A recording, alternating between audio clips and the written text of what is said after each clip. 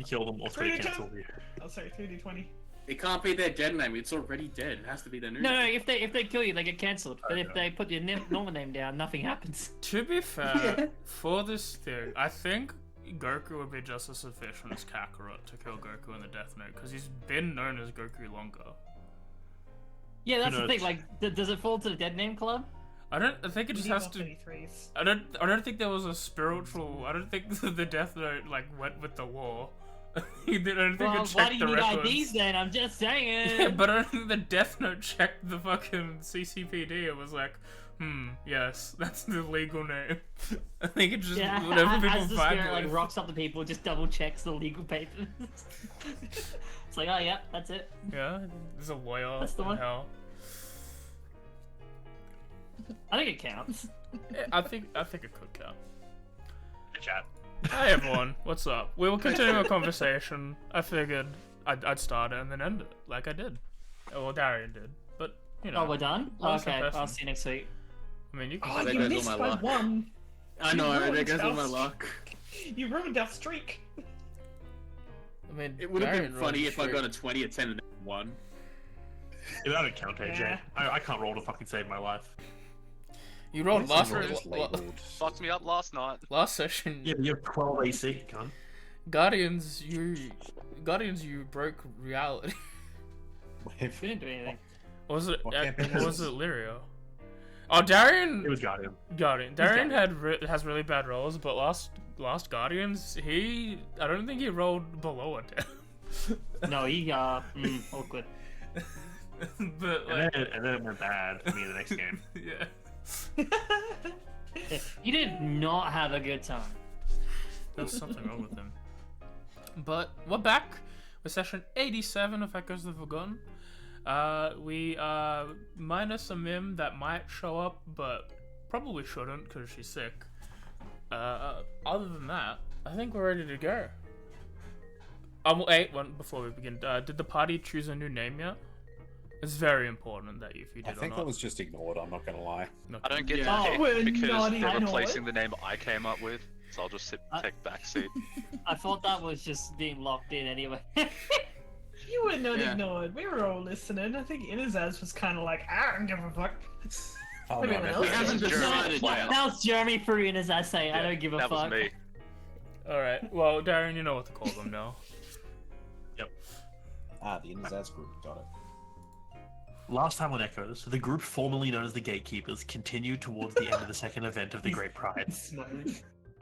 Racing along the bridge towards the second plateau while being pursued by harpies, the party fired back at them and pushed forward while being attacked from the rear. Hugin rushed ahead to the plateau, but his progress was stymied by a lion drake dropping onto the bridge and setting into all those around him. As the harpies only cared about those on the bridge, the party did what they could to break away from them and get to the safer location. Only had a single foe instead of a half dozen. Many wounds were dealt to each group as the lion drake struck at all those within reach. Hugin was knocked unconscious. Once he was brought back up, he decided to attempt to tame the lion drake. The lion drake took exception to this and decided to give the hobgoblin exactly what he wanted, so it leapt from the bridge and immediately spun into a corkscrew, throwing Hugin from its back. The party raced to stop him from falling to his death, managing to save him from a very fatal fall. The lion drake peaced out and flew away, not wanting any part of that shit. Regrouping and moving forward, they made their way to the final plateau, engaged in some one-on-one combat for a final sash, then left and cashed in their points. Everyone split up to try and relax, spending time meditating, resting, and sleeping off unconsciousness. Christine turned into a succubus, Inazaz almost bit his own thumb to stop him from mauling Selena, but nothing concerning or stressful occurred, clearly. Eventually, they all met back up and discussed the future of their group, deciding to cast aside the old main gatekeepers and decide on a new one that would be more fitting. Fuck you, it's canon, you have to make a decision eventually. One day. Doesn't have to be now. The But Franklins. as you wake up, let me just make sure I've got the correct date. I think we just got told by the DM, Yeah. fuck you, do it anyway. Yeah. On the It happened 18th last session too. of Anchor. The last session, Sam was like, fucking the final line of the session drop, and me and AJ were like, no, finish the scene, fuck you. You did, and you did. Yeah. As you all awaken on the next day through various times whenever you are doing so. When you all wake up, you will have your food. as you look around, you see that the building in the center that's been built throughout the last couple days has finally, like, you can't see it anymore. They've sectioned it off with large, like, drapes covering its massive frame, or at least most of it. You can see some people are working at the top there, and you can barely see what's above it. But it looks like that they're starting to hide what they're building. How dare they? That's cool. Did you want me to get rid of these event sashes, AJ? They're in my inventory. Yes. Well, Dimitri, are you in can the keep second 'em. event still? I don't know. I don't know. They might Yes. be useful in the third one. If you, Oh, have, no. You wake up, you hit the water, you die. if you have event sashes, get rid of them. You don't need them anymore. You, Yeah. you wake Doing up, that you're now. back in the second event. Wait You're a still minute. falling after being thrown off the line and Drake's back. You fall 200 feet, hit the water. It's like your reverse strip kicks vertigo. out your legs. I'll You know land when, like, on you're the falling goose in a truck, dream? killing it. You know when you're falling in a dream and you wake up, it's the opposite. You fall asleep and then you fall in the dream. Oh no. I don't like that. As you're Or you fall asleep in your dream and you wake up falling. as you all looking around and stuff, you see that several events have started up once again. People are off and doing their own thing. And Drinking, there's revelry, there's people just having a great time as this yet again another interlude day for the events before the final day of the Great Pride. People are, relaxing and taking the opportunity to experience revelry. But as I just said, like always, there's games to be played so teams can earn a few extra points during this period. I will say that we know for a fact that whenever Arkva wakes up or is ready to go, he heads off to the tent with the tribal tattooist, who will begin shaving Arkva's back.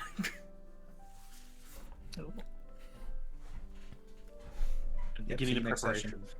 Yep. See you next session. You need to go now. Bye. Yeah, he's gone. Well, we can't replace him, but we will keep him in our memory. And then, following the notes that we have, well, actually, we'll follow the people who are not. The two of you have not decided to participate in any events so far in the morning. What are you doing? How are you spending this pre-noon day?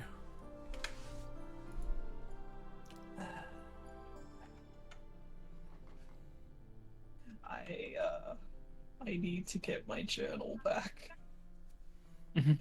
But she, after everything that happened the night before, she was just kind of waiting for that to happen on its own rather than like actively going after it. Okay. Oh, God. This is a bit of a hard one. I feel that with everything that kind of transpired in sort of the latter end of yesterday, I don't know, I think she's like early to rise, more so than you. Like, she's not really much of an early riser, more middle, later rise, but probably for once she's up early and just quickly just gets herself ready and just sort of leaves to wander. I don't think she's really looking for anything particularly, but just wanting to kind of like find like a little bit of like an isolation spot for herself, just to kind of wait and see like what she feels like she wants to do next. Yeah, fair Yep. enough. Hesitant, I guess, is the best way to sort of say a lot of things, like bringing back from like the visit that she had versus like kind of retreading old ground with memories of introductions, reintroductions, reflection. I don't know, just kind of still in that reflection-esque point, but just not really wanting to be in it. So you go and find a spot to just Yeah. yeah. Whether you- it be like isolation in the sense of like alone in a crowd or just alone in general. She's just trying to find where it's just easiest to kind of like not necessarily like hide or be away from people, but just be on the outskirts in the sense of not wanting to involve herself. Yeah, there seems to be a couple of like large plateau like pillars that have vegetation on the top that like rise probably maybe 20-30 feet, sort of towering over the camp, and you just plop on one of them and sit. I imagine, she if she can easily get herself to that point, like she'll probably just do that, just look down, just observe, like kind of go a bit back on what she used to do near the beginning, and more just sort of go people watching, just see what people are doing, how like normal life seems to be around here, taking some form of normalcy somewhere. Right. Does anyone else have anything they want to do before they go to their events? Yeah. I would like to give Selena their diary back. Okay. She'd sort of be waiting around, and then, like, she'd see you sort of starting to approach, and she'd just have that look on her face like, yeah, she already knows what's sort of going to happen. So, hey, you dropped this. Yeah. When you dropped it, it opens to like a page. I try my best not to read it, but because of my newfound abilities, I remember everything inside that. There were some very nice words that you wrote.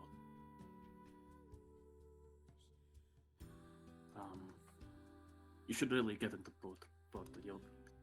It's like you got a little. Those like some spelling mistakes. I mean, it's minor ones. Don't worry. I'm kind of bad at this, but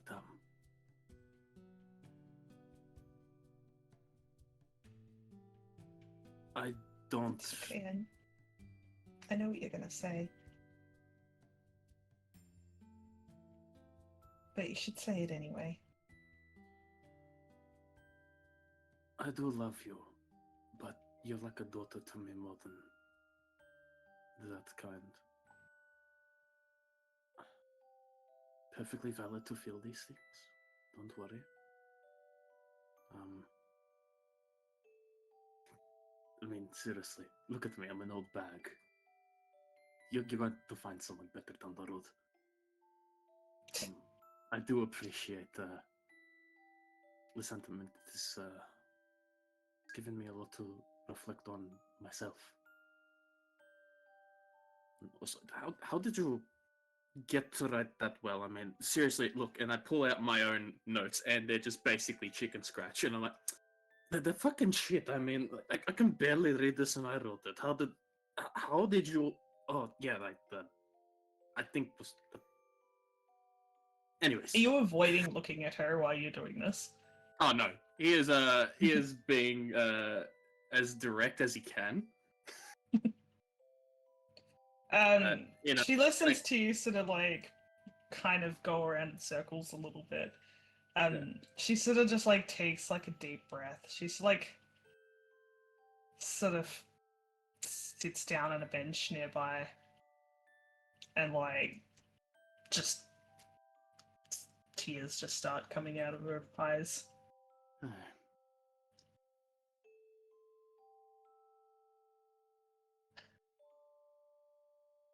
It's. And he'll sit down, giving her a little bit of space, but an arm under her back. What you're feeling is what you're feeling. Those feelings are neither right nor wrong, they are your feelings.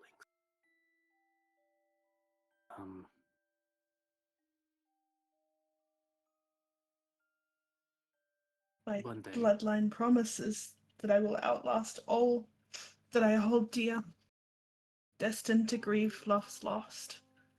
But my prophecy demands that I must refrain from these unnecessary luxuries of such deeper connections, and be snuffed out before I can truly understand what I've lost. I guess I was only hoping that I could maybe meet somewhere in the middle. But I know, it's not right the way I feel. The difference between us is more than just age. Fuck prophecy. I knew that the moment honestly. I realized. But it still hurts.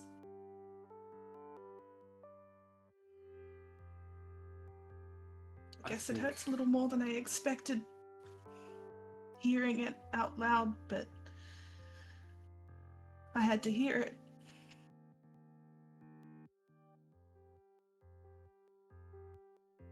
I think that, as harsh and cold as it may be for me to say this, and I apologize, I think it's better that you have learned to love. And if you are to die, which I'm not going to fucking allow, no. But if you are, it's better to die knowing what you're dying for. And that feeling, rather than dying a cold, lonely death. Right? That's the plan. It is the memory, or in essence, strife, that it's what keeps us going. And if we lose our drive, then there is no point in doing anything anymore. At this point, she wipes her face and kind of just recomposes herself. Sort of takes a deep breath, sort of looks towards the tents where Christine and Akfa usually reside. To have someone you hold close and confide your thoughts and dreams into seems like a beautiful thing. I'm really happy that she found this. I'd choose it for her over me every time. Her finding a shot of happiness means more to me than any amount of joy of my own. She stands up. She's been cursed by my ancestry enough. And she sort of wipes her face again. It's I'm going to find somewhere quiet. Thank you for... Just thank you. Thank you. Honestly, without you, I wouldn't be where I am today. She just sort of nods and just sort of looks like she wants to leave. Yeah, go. It's alright. She nods and walks away. He just sort of sits there, contemplating the moment, letting himself feel what he needs to feel. Sighs, stands up, brushes off his armor, and then goes pod racing. Okay. Amazing. I mean, as good a way of starting it as ever. Yeah. Yeah. After the stress and the that awkward conversation the two of you definitely would have had, not something people have fun discussing, you wander off to find an event to participate with in order to earn some points for your team. That leads you to the outskirts of the camp, where it's not like horse racing or chariot racing, it is dog sled racing. Which you find out there. Do we have to supply our own dog? No. No. They have section. They have an area of people to use, and they have in fact, they specifically say you have to use the ones provided because they're all considered to be they're relatively equally fit animals. That way, no one can bring in specialists to have an advantage. there's like a special set for people who are part of the pride, actually participating. If you're not participating, you can brew your own if you want, but you being one of the members, you have to use the ones they provide. Okay. As you look around, there seem to be like African wild dogs, sort of all of them just there present, seemingly trained in some sort of way. As you like go look at them, they explain that they explain the terminology used to make them start, make them turn, make them go in a direction, and they like run it through you. It seems to be in Leonin, but they're not difficult to say.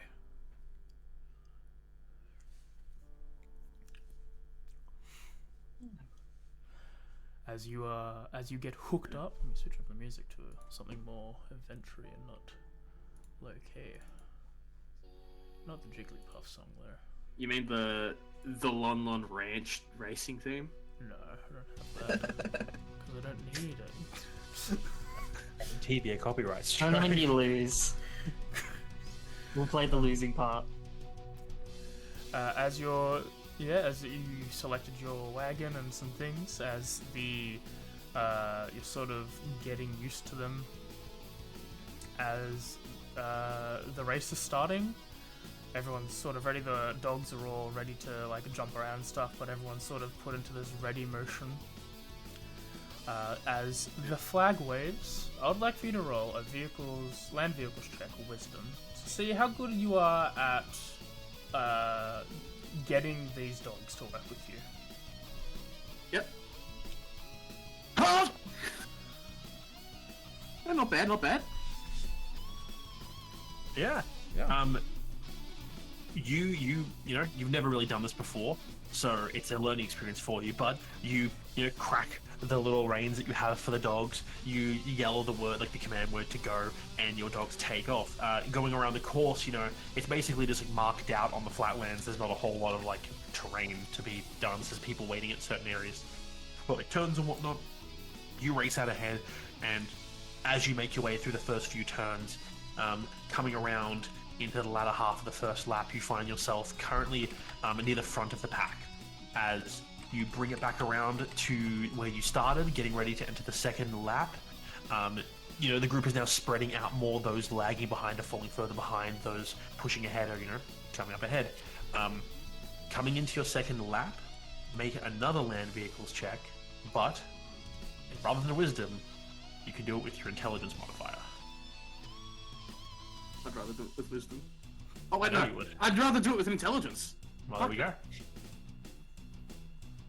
As you get into the second lap, it's less that you understand how the dogs work. You're keeping your eye on the surroundings, but now you have to find a way to get past those who are currently neck and neck or a bit ahead of you, while putting distance between those behind. And you do with finding some good paths to take. On a course you've never run before, you manage to find the right avenues to squeeze ahead to the point where, yet as you're coming around the second lap, coming to a close, entering into the final lap, you've managed to push ahead to the point where you're currently neck and neck. You and one other person are racing for the lead. As entering the as you're running around the lap for the third time, both are neck and neck, and the dogs are very, very excited about this. They're like pulling really, really hard for both parties, and it looks like you're coming to a very sharp turn that may wildly steer out of control. So for the last one, do a strength-based one to try and maintain hold of your reins and guide the dogs in a way that's not going to tip you over. Oh. As you come into that final turn, you basically pull on the reins, you lean on the part of the cart to try and make that turn, but your inexperience driving dog sleds unfortunately shows this moment, as while you do successfully manage to stay on the course, in the process you lose a bit of speed, and the person who is neck and neck with you takes off ahead, gaining the lead they need. So as you come around to finish off the third and final lap, you unfortunately end only in second place, earning 2 points for your team. Second's better than third. Very good. There you go. But it's not as good as first. It isn't as good as it's not. first. But given his first two rolls are really good, he had a chance. Yeah. It's funny the modifier went up each time. Like Yeah. the final one is roll, like it's just plummeted. Yeah. With everything of getting the dogs ready initially, you know, your practice round you did before, then all this, Yeah. several hours have passed, and as you finish up with this event, you know, it's approaching lunchtime now for you. So as you make your way, yeah, you do. I'll go and congratulate the winner, and I'll give the dogs a pet because they're good beans and they did it.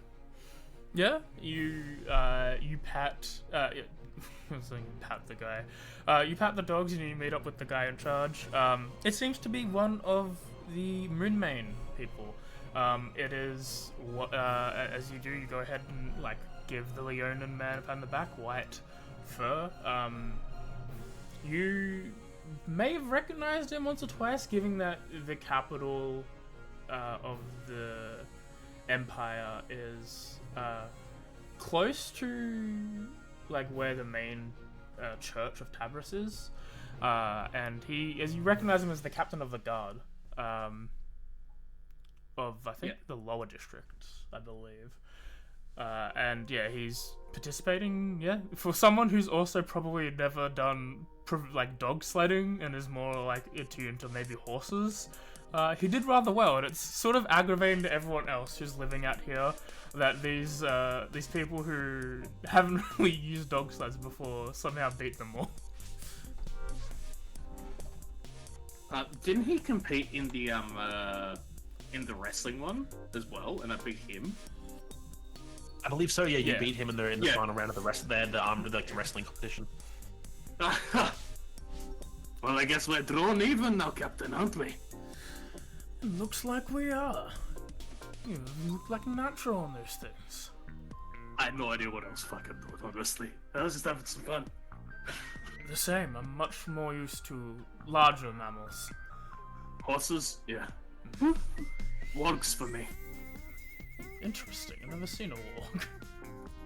Would you like to? I'll take like 10 minutes. Sure. I will then cast Find Steed, and my warg appears. They don't always look like this. Because of the magic and the domain I've inherited, it's basically cycling through all the different phases of its life. So it's Is it in pain? Are you in? Hang on, I'll ask it a question. I'll ask it a question in Goblin. Is it okay? Are you okay? Are you in pain? Much like before, it sort of just stares at you, not necessarily speaking. I don't think so. It's not saying that it is. Like usually when, paladins, when they find their steed or cast that spell, they can telepathically communicate. Wargs, on the other hand, understand. They can speak fluent Goblin. I don't think this one's in a very talkative mood at the moment. That is concerning. You're a very strange man. I like it though. It's different. As he tries to pet the warg, but like he keeps missing because it keeps shrinking from what it's like adult form to baby to like old, and therefore like the head is at different levels each time. It's like, I'll go to the. I'll send a telepathic message to the warg that was formerly known as Slayer. Let them pat you for a little bit, please. No, it's not that he's not letting it. It's just like it's just weird. Like you go to something that's like a knee height, and then suddenly it's like ankle height, and then midway between, you're like, I'm sorry. Like usually usually it's exactly like this. Yeah, frankly, it was concerning to you last time when you summoned them and like rode them. It felt weird. Yeah. As we jump back in time a little bit, as Zaz is walking about the market square, lined up once more is a wrestling event. As if it ain't broke, don't fix it.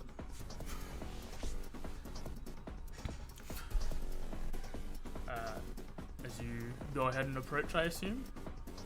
Yes, he walks up. They nod and they set you up. There seems to be enough people for about 3 rounds of thing with a single elimination. As you step forward, so does a ostrich kenku. That's cool. You're lucky it's an ostrich kenku. It's not a cassowary kenku. As we'll have you roll Should have been a magpie. just a normal strength athletics check for now. Regular athletics.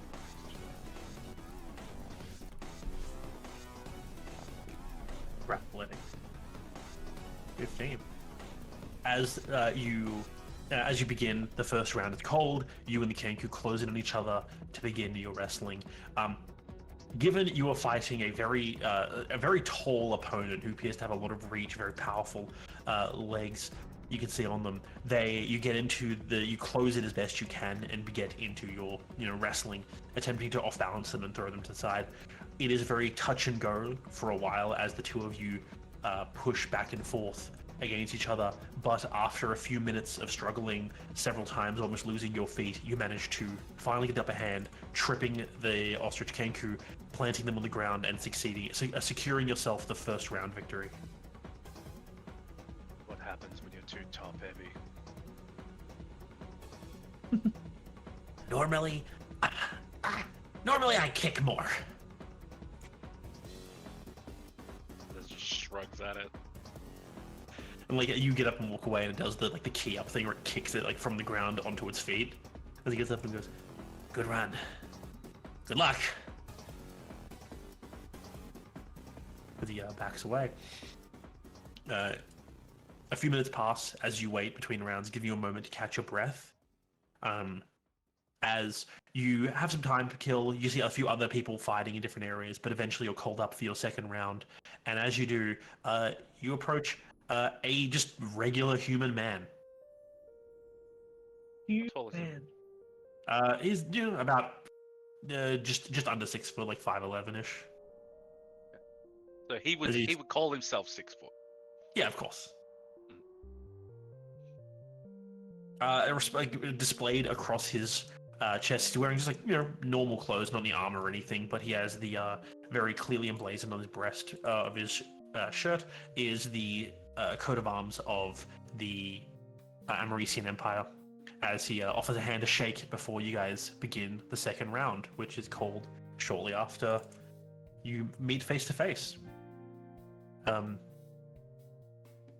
What is your approach for the second round? Is it going to be just another straight strength athletics, or are you going to try a different approach for the second round? Interesting question. Yeah. I think, given how this seems like a vanilla individual to Zaz, he will act as if he is a bit off balance. How's the best way to explain this? Instead of a normal stride, it's a little wider. Okay. To make it, because I assume being close to him, he is such a tall individual. I want him to slink down further. Yeah, lower your center of he's- gravity. Get yeah. ready to Yeah. To then spring up from under, from a lower point into this human. almost rushing in suddenly with a burst of speed to catch him off guard, while appearing to yourself initially. Okay. Yeah, What would you- he's a strong individual. He's probably a bit slower. Well, let's see how Yeah. that goes. And it sounds like you're angling for an acrobatics roll here. Sure, I'll take it. Yeah. It's not as Or good. a deception take roll. it. I gotta check that. I'll take the deception roll instead. Yeah, you're attempting to throw off to throw him off guard and then hit him, surprise him with a sudden burst of speed. Yeah, cheeky little feint. Man found out he can lie in a boxing match. Yeah, you can. Pretty good. Deception's important. Pretty good. Yeah, and you the guy. He appears to be a very well trained soldier. He doesn't initially feel like a gambit as you get low and you get ready. He's bracing himself for a defensive position, but you wait, and you time it out and you wait for him. And the second you can tell he like, clicks in his head that he's going to take the advantage and like push at you while you're down low, try to knock you off guard. At the moment he steps forward and lowers his guard, you dash in close, striking straight into his chest, pushing him back, and very quickly you manage to sweep his legs out from under him and plant him also on the ground, securing yourself the second victory. Gotta be more patient than that. I will admit I was never known for being patient. I can clearly see that I have a lot to still learn. Ow.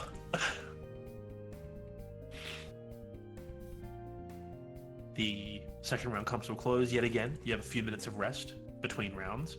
As you watch other fighters contend, you see, mostly at this point that's left you're one of the only non-Leonin remaining.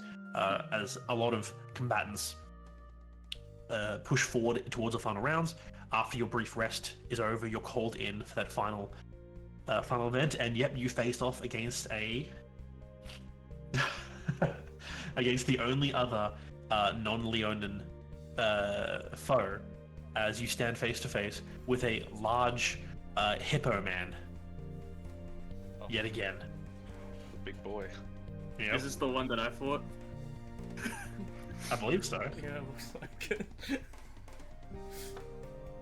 The GIF stands before you, big old hippo man, as you get ready for the third round. What is your going to approach for this final round as you hit a fight an opponent who is both taller and clearly a lot heavier than you? I would like to do something a bit different. Like, have I noticed that this individual has watched me spar, brawl, whatever you would classify this? Yeah. Wrestle. There's usually a couple rounds going at once, but you have seen, like, you'll finish your bout and you'll look over, and he and a few other competitors have been very carefully watching those in the current rounds to see, to gauge who their opponents are going to be and how they're going to fight. So yeah, you can assume he's been watching you as well while you fought. We're gonna do something. Zaz will go on all fours and slowly circle this hippo man to see if he will constantly waddle to turn around, or if he just like allows him in that back blind spot, just still paying attention to him. And I want to roll stealth to make no noise as I like walk as if I'm weightless. Sure, stealth. Go for it. Oh, it's gonna give me disadvantage. I don't know why. Well, you know what? Disadvantage doesn't matter. She has Because of 15. the armor. Yep. Yeah, it doesn't matter because no one's wearing armor in this bout. 15. Given you drop the second one, as you circle, you watch him as he turns, his head swiveling in a position to match you, to like watch you as you go around. He turns slightly to shift towards you, but as you start passing around, rather than risking shifting his stance, he tries to basically rotate in the opposite direction to catch where you're going to appear. To not letting you have an opportunity where he moves to give himself a opening to push him off balance. Seeing this, you try to use that moment to leap forward and catch him, but unfortunately it appears that he assumed this would be the case. As you leap at him, you end up ramming into one of his very large arms, attempting to push him back, but unfortunately the element of surprise lost for you. He eventually takes advantage of the situation. With his superior weight and size, is able to overpower and push you down, eventually knocking you off your feet, and you unfortunately fail in the final round, securing 2 points for the team. I mean, that's pretty good. It's kind of hard to fight a hippo in hand-to-hand combat, so yeah. Mm-hmm. It is an immovable object. Oh yeah. You see, this is basically how that dude fought every round. It's like he is so much taller and heavier than everyone else that he just, basically just pushes them over and then pushes them down. Oh. Except when it comes to hobgoblins, apparently. Yeah. Okay. As once again, this event takes a bit of a while, as some of the competitions are like, when he fought another guy that was as big as you are before, it took a bit. Like, this fight itself also took a while, given the tactics that you played. So it's probably also around lunchtime when this event closes off. What are you doing directly after, as the event is ending? What is Inazaz doing? Around lunchtime, he Go will on for food. probably go and look for something to eat. Easy. You make your way back in towards the more, like, not centralized, but like more the ringed parts of the camps, looking for a place where you can score an easy meal, knowing there's many cook pots open for anyone to, grab food from. And you descend into the crowds. As we jump back in time yet again, or not as far back. Selena, after your conversation with Hugin, how have you spent these morning hours? She, much like Steen, goes somewhere kind of secluded. She finds somewhere maybe just out of the sort of grounds, not too far out that it's sort of like dangerously far. Just somewhere sort of private and quiet where she can sort of sit and write and just sort of be alone with her thoughts.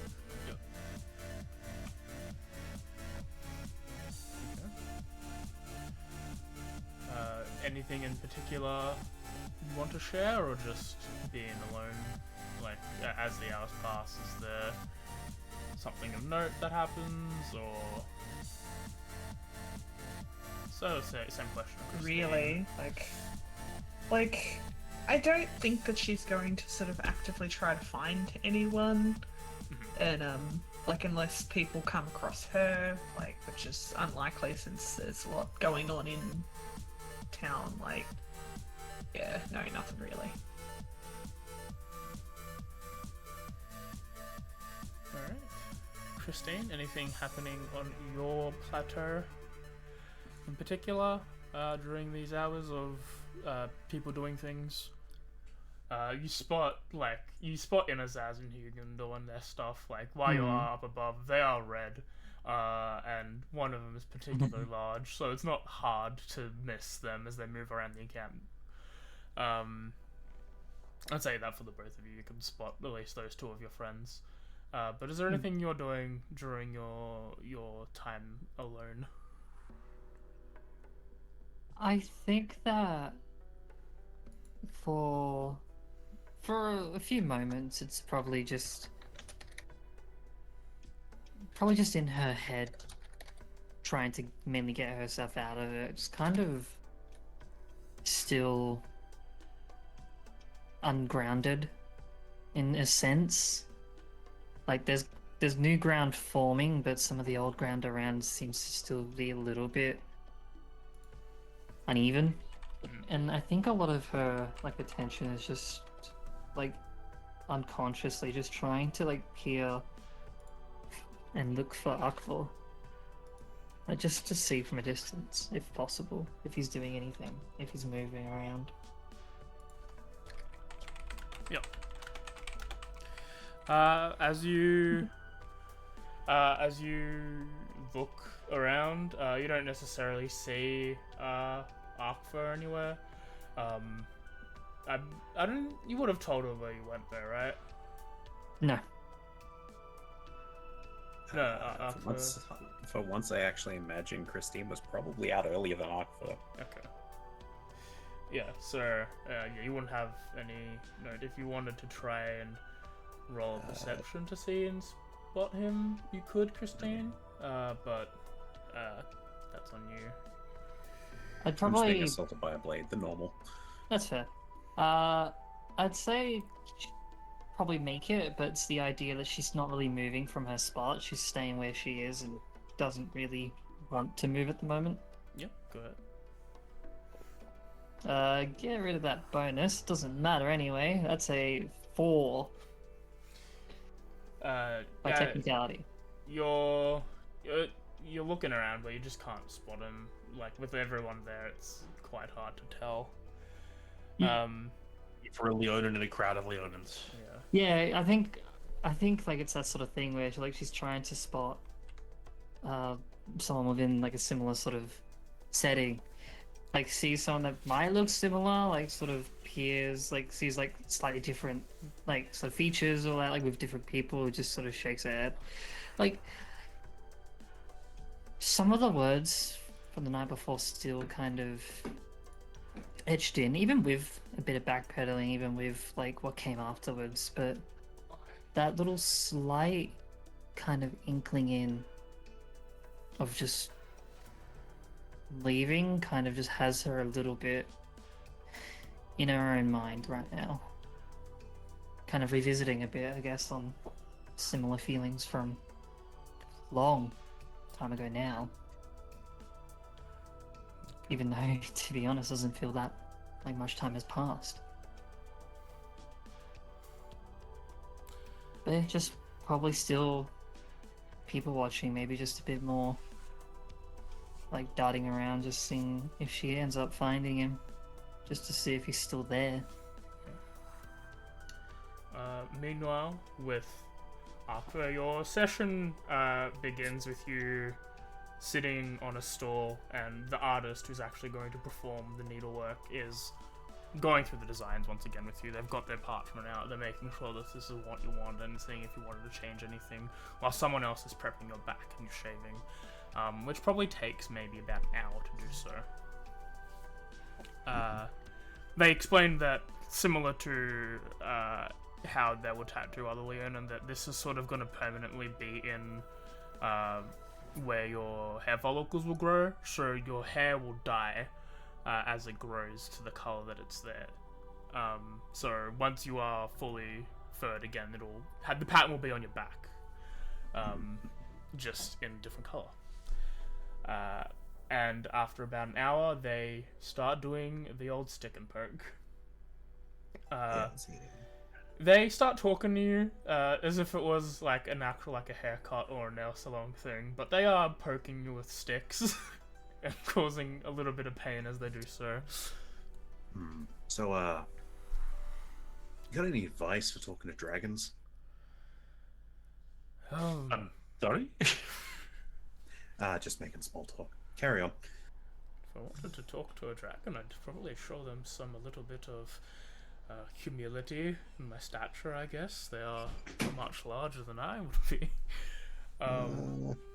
Normally I'd agree, but this one was kind of an asshole. Oh. I wouldn't piss it off then. You talk to dragons often?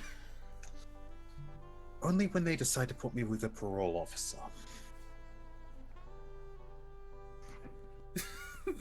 There's a brief Like a long pause, I think. like there's a brief silence of like shorter, but there's like a half a second of like you don't feel any poking your back for half a second, and then they're just like continue. I'm joking. No, I do talk to the occasional dragon, but usually they're a bit smaller. Like, I have a friend in...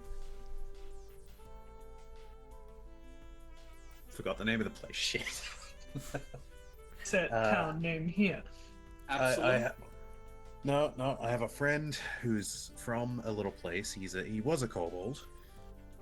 Although when I met him again, he was a fish. Another Maybe like pause of the needlework, just sort of. That's fucking insane. I caught him little suitcase. Adventurers get up to the damnedest things. Oh, you know what? Let me tell you a tale, and I'm not going over this because I'm just going to tell them a story about sending up a tidal wave in the desert and nearly all of us dying to that. Yeah. As you do that, you start talking, and they continue on. They're interested. They're very interested in like what life's adventurer. They don't like, as they say, like while they are nomads, they don't typically have those grandiose tales of like, yeah, you rescued a city or you escaped a jail. They're just like, yeah, we go hunt and gather a bit, move around the savannah. That sounds cool as shit. I miss the savannah life sometimes. But with that, with everyone's sort of day has finished off, if everyone could roll a perception check into the tower for me. Very fancy. What if I just told you I rolled? If you don't wish to, then go ahead.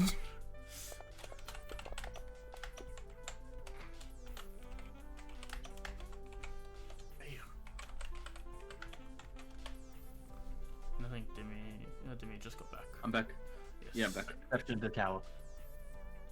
Where in the tower? What? You perception tower now. Please. I can do that. I'm somewhat okay. Don't forget your Natural manners, one. Darren. Natural one. No, I don't give manners. I wish for natural ones. You win down alone. Please tell me there was one in there. All right. As you're all going about your various things, Selena, you're having your moment of quiet. You can amongst everything going on. Christine's still searching. They're sitting up high, searching for any signs of Akfa. Zaz looking for something to eat. Hugin, you're going back in towards the camp from where you were on the outsides, mixing into the crowd, all little sounds and sights. Yep. From, I'll say, starting from, I think the best would be Akfa's perspective. You're sitting in the tent, getting the stick and poke back to regaling your story, and you hear the sounds of people outside. There's talking, there's people singing, there's revelry going on, there's sounds of food and drinking stuff. As you're going, telling your story, the person who's tattooing you is clearly focusing on their work, and it takes you a little while to realize that the sounds you're hearing outside the tent have shifted in tone. Are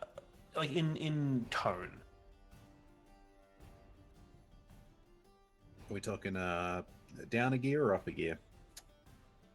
Just to a different gear entirely, as what initially, it seems to almost in your subconscious have faded from this revelry, this dancing and singing, to more like what the clatter of plates used to be from people eating. It now more sounds like the clatter of plates of people dropping or like moving quickly out of an area. From before it was singing and carrying on and people loudly talking, now it's more hurried voices talking, groups moving quickly, so people calling out to others to check things. I'll put my hand, sort of hand up as if to say stop for a moment. Yep, the person lost in their work stops and he says, "Oh, do you need a break?" Shh. And then they look up, they freeze and they look up and they also start listening into the sounds around. As they Maybe do, we should take a break. yeah, as they do, they quickly look over and to the person who's also with them, like the two of them are working with you, is like, "Your bandage is back up." And one of them starts wrapping the bandages around you. After a bit, you get a moment as the dude's packing his things, just hardly as there appear to be some concern. Assuming you get up and leave the tent to see what's going on. Mm-hmm. Yeah, as you push out of the tent, the light, the bright light suddenly changing from the dim interior. We'll cut to someone who has a much better perspective over what's happening, as Christine. Hello. On your spot overlooking the camp, you sit kind of watching, just looking out for your friends and trying to spot Akfa. And as you're looking around, you notice it doesn't initially click in your head that something's happening, as you see what looks like a cloud, like a kind of a sizable dust cloud in the distance that appears to be moving towards the the massive camp in front of you. Mm. After a little while of watching, still looking and watching, that cloud becomes a lot clearer as you see moving at the bottom of this large cloud, this dust storm, not storm, but it seems to be it's not like a natural storm, as you spot figures moving quickly at the base of the cloud, raising up this massive plume of dust as they race towards the camp. God. I think initially, she's captivated by the sort of sandstorm-esque thing before realizing what it might be. Just kind of half staring at it, and then realizing that people sort of being the cause of it. Oh God. As you're watching it, Yeah. you notice that those on the northern side of the camp where the dust cloud is coming from appear to have also noticed it, as those who are on the outskirts start moving in towards the camp itself. And as it continues closing in, you notice that this isn't people running. You see figures that would probably be like nearly the size of giants moving amongst this cloud. It's hard to see what they are as the sheer amount of dust and obscuring stuff push forward, but a large amount of creatures moving forward at a fast pace towards the camp. The camp. Am I able to gauge a general sort of feeling of the situation? Like from the people that I have been watching, like those who seem to have noticed?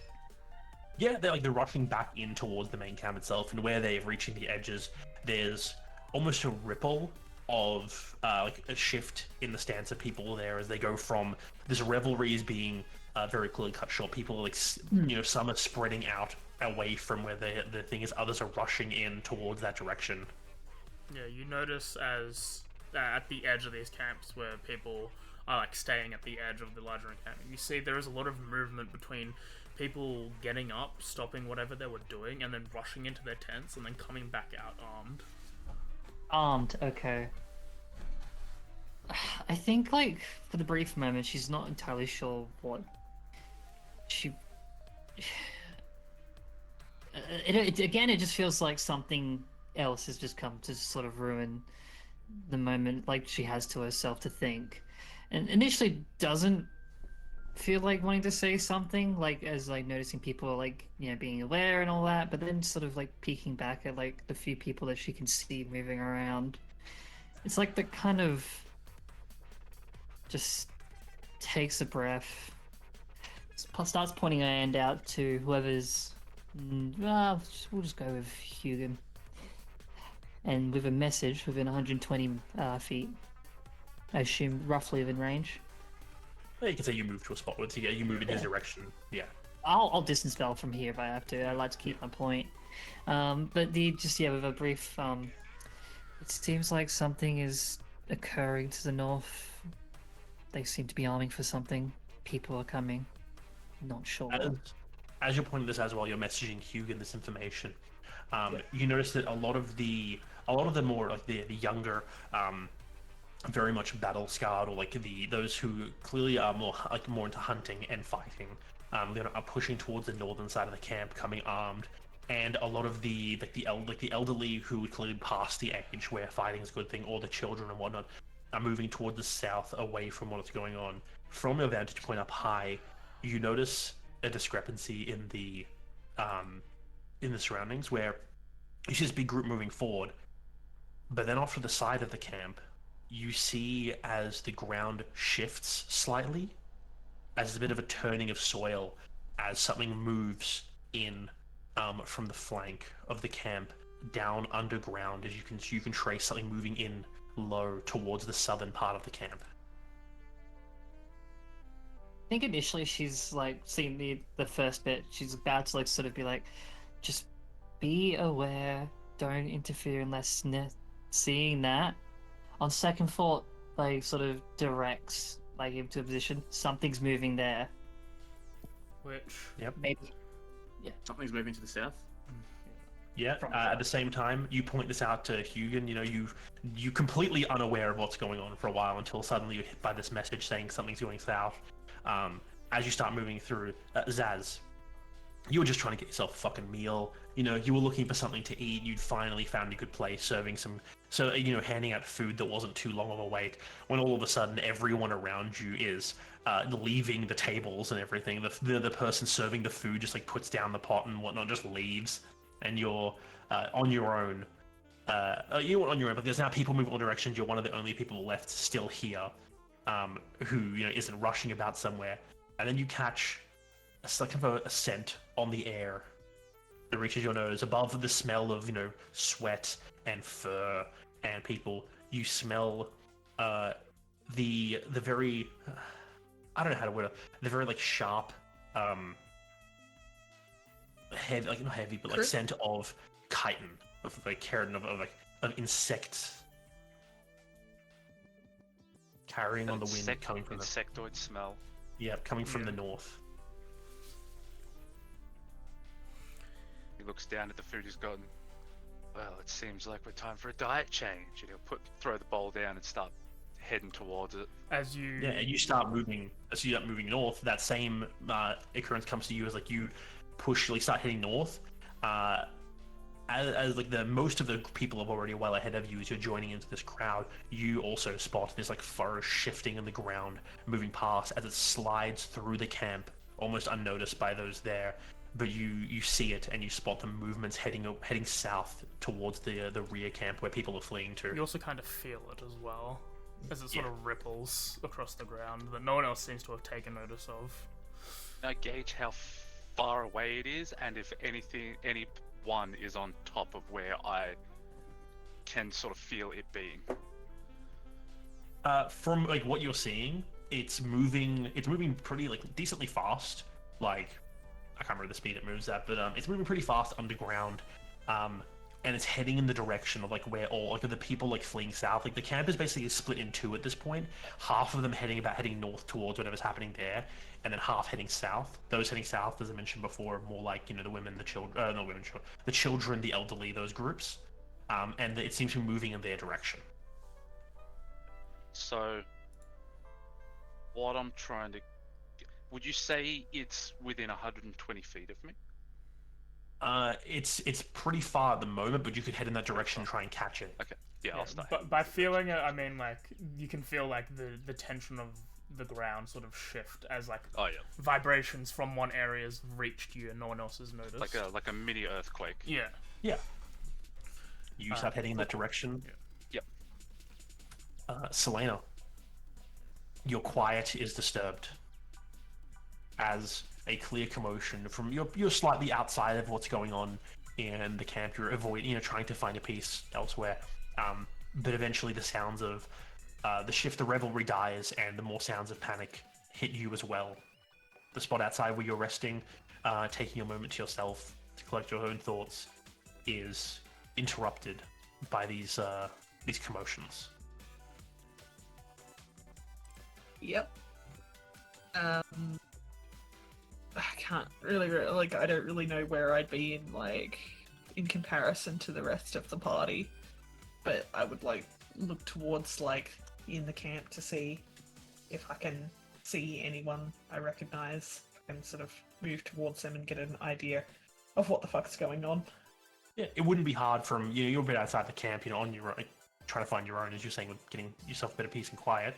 But it's not hard to spot both the large form that is in Azaz moving in one clear direction, and also Christine up on a plateau up very clearly displayed on outside of camp, or on an area above camp, pointing in a direction. And when you follow her hand, you see Hugin also moving in the similar direction to where Azaz is moving.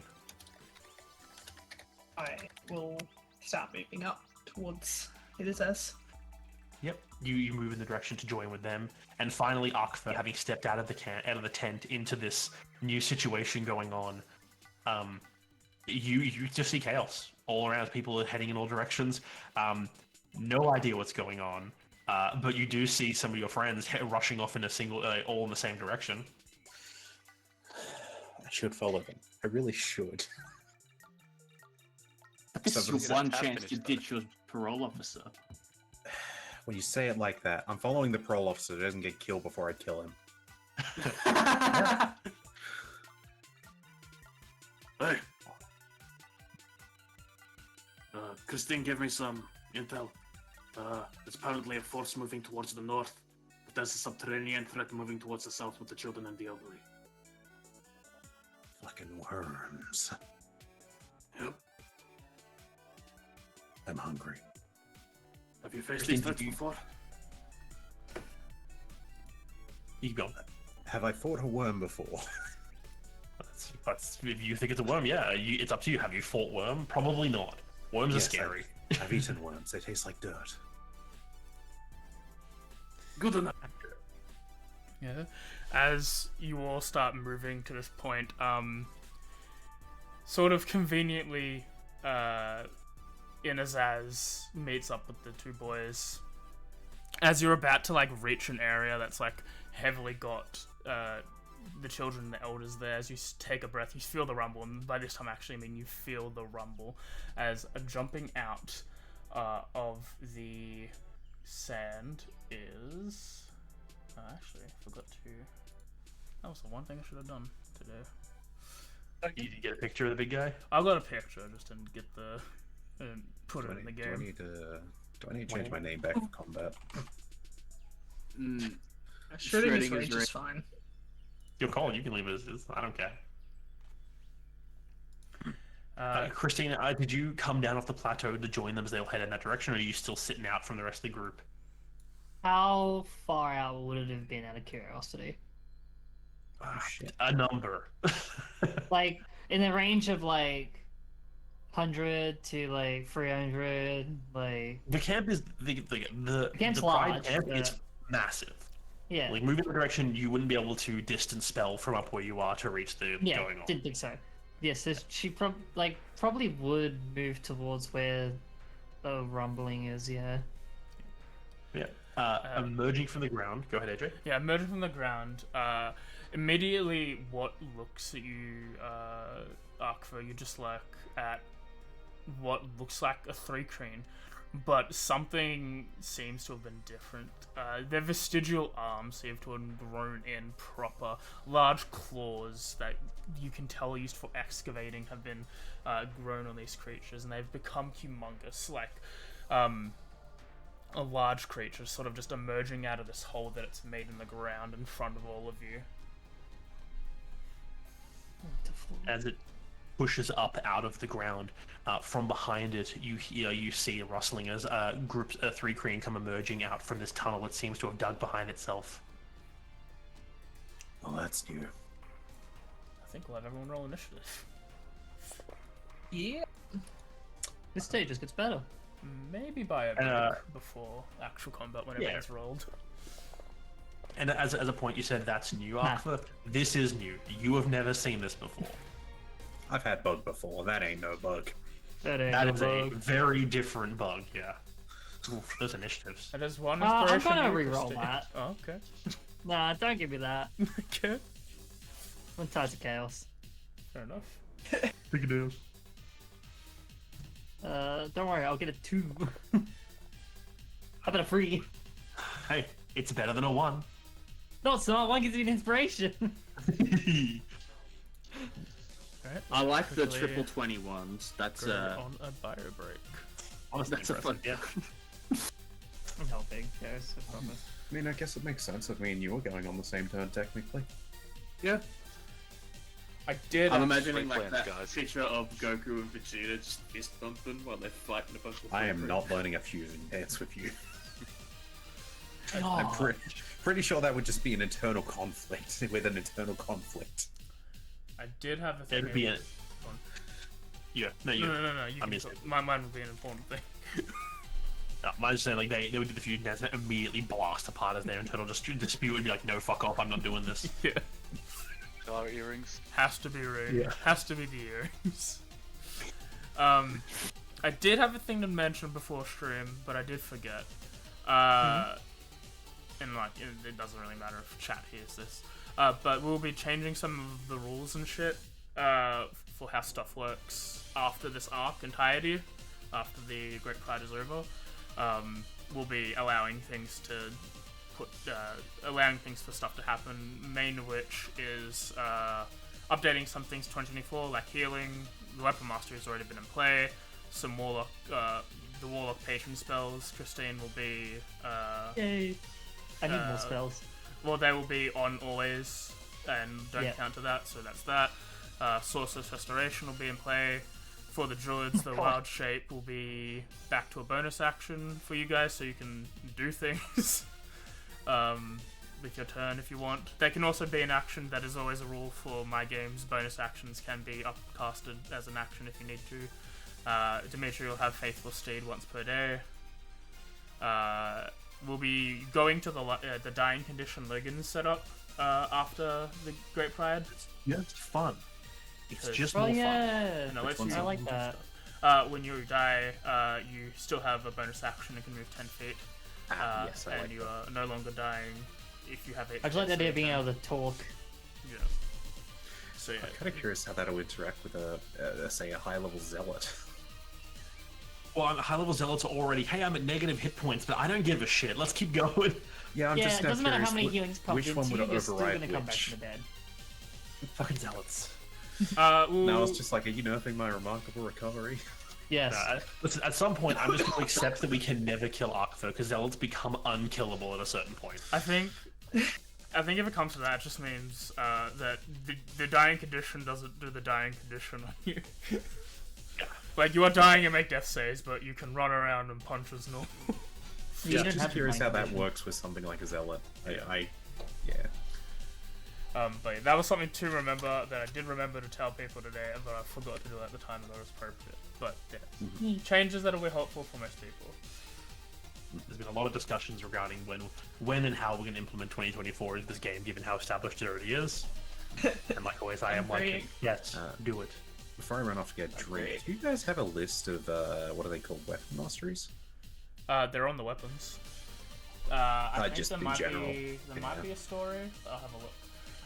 But it is not like, oh, I'm going to take my sorcerer and fully convert them to 2024 sorcerer. It is very clearly certain aspects will be taken from each class, and we'll be running our own version of 5e. I just really am excited for better healing.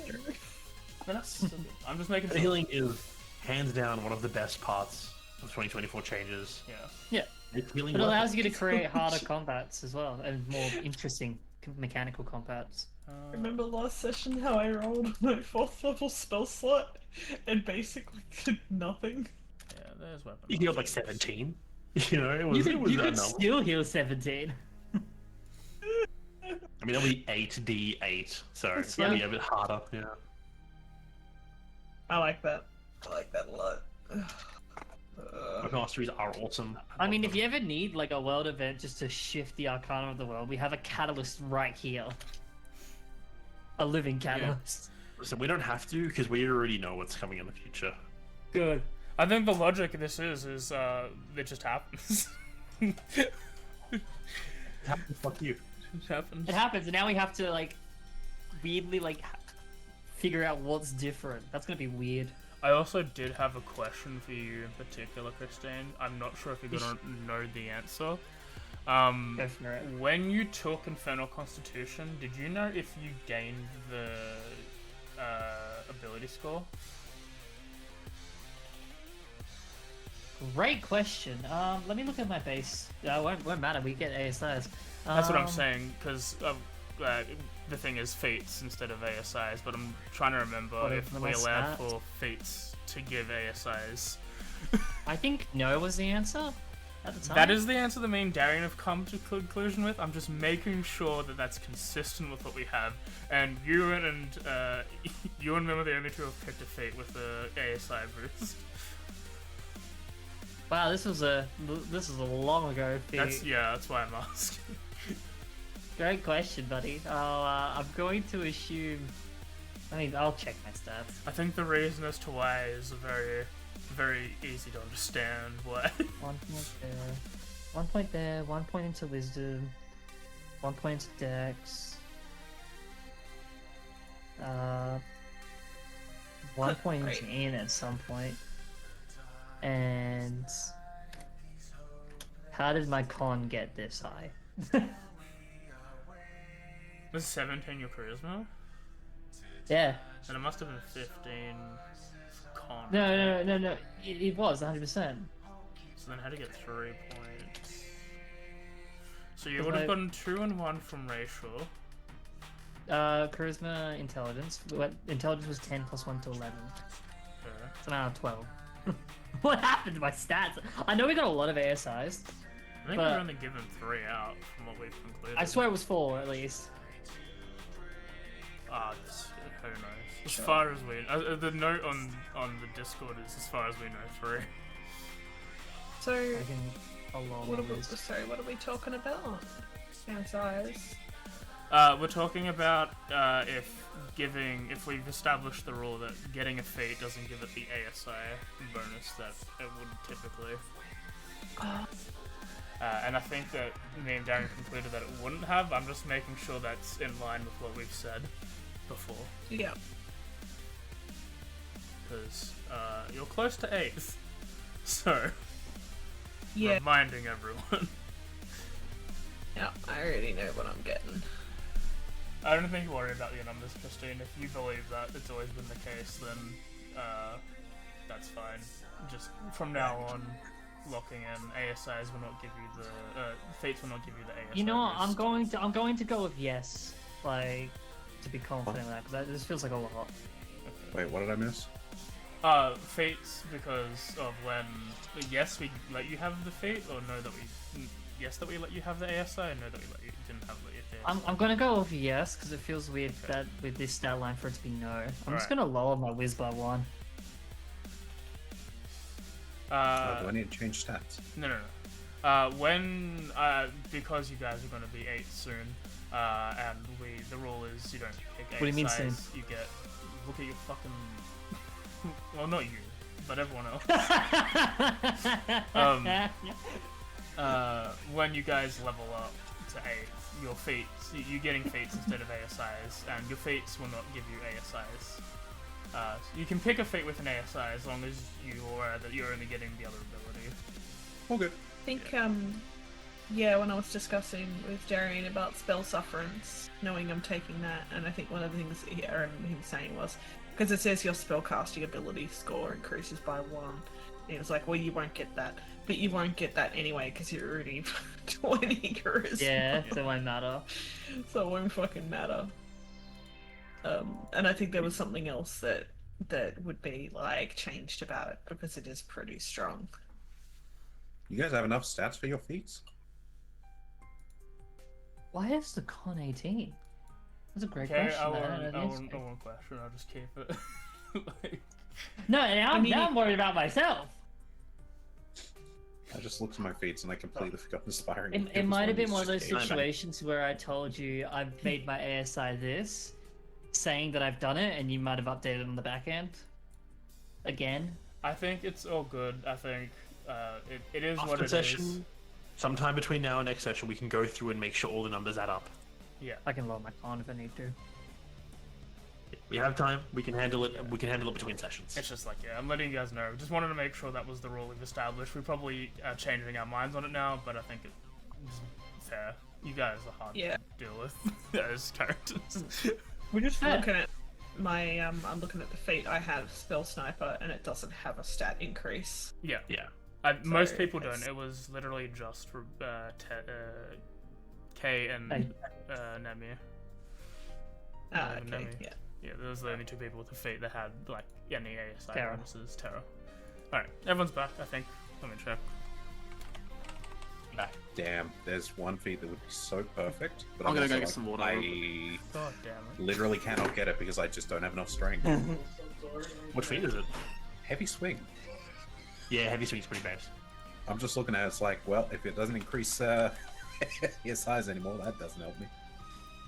I couldn't take it anyway because I think you need to Realised. have that ASI before you take it. Jeremy had fucking inspiration. He could have used inspiration on his little, on his thing that he did.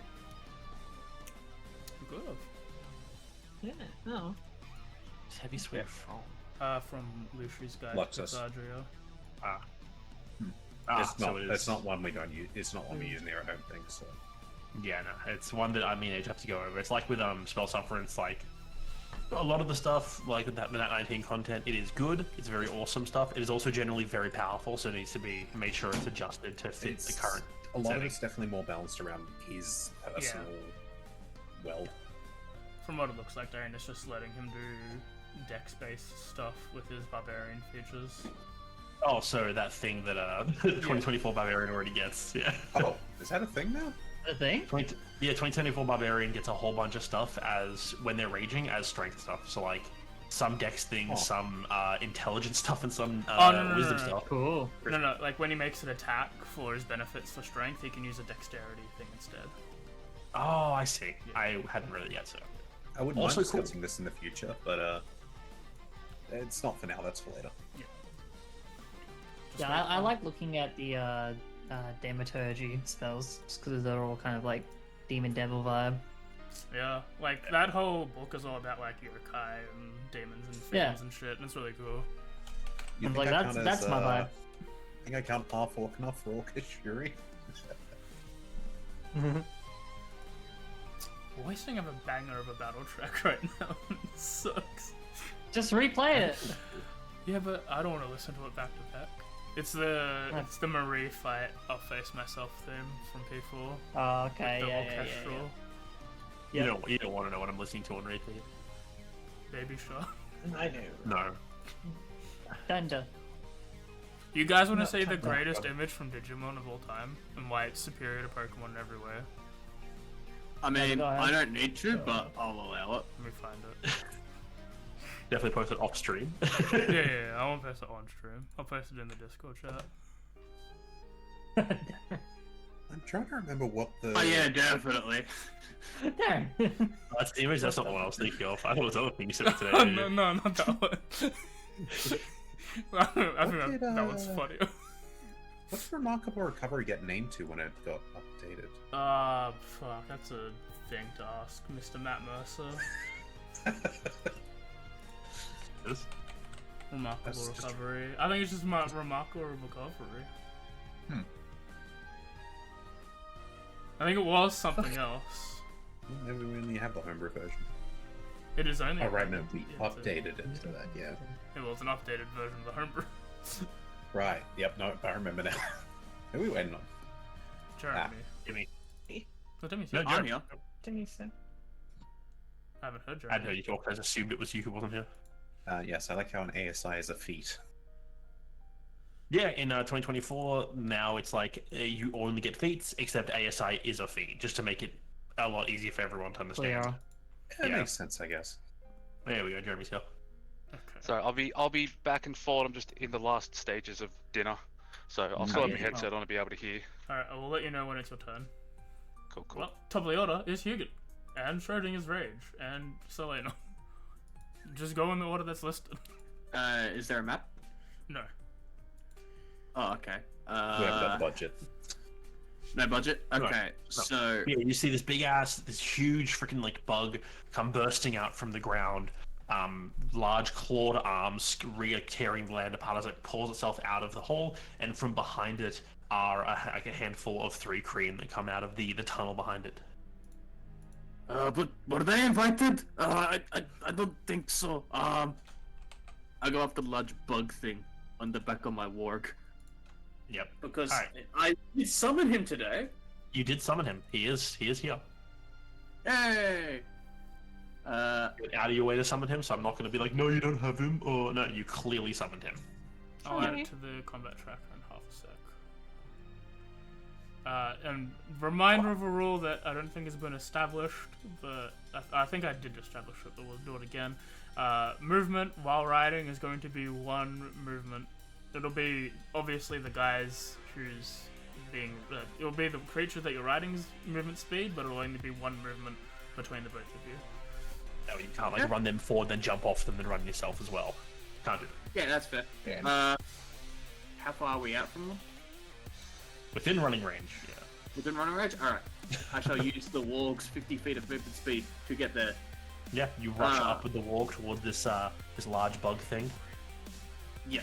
I will, smack it thusly with me sword. Alright, smack it thusly and all that shit. I'll tell it it's a naughty boy and, it needs to go back to college.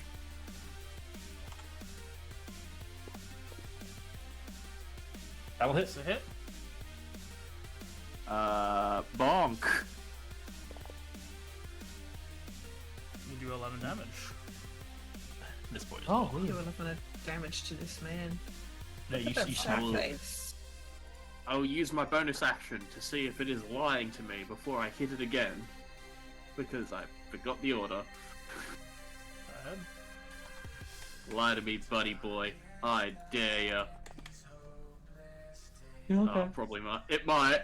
Oh, this is dumb. It's lying to you, right? It almost did. It almost rolled an 18. It did not. It's lying. It's lying to you. Well, not lying to you. You can tell the truth. There we go. I shall smack it again thusly. Huzzah!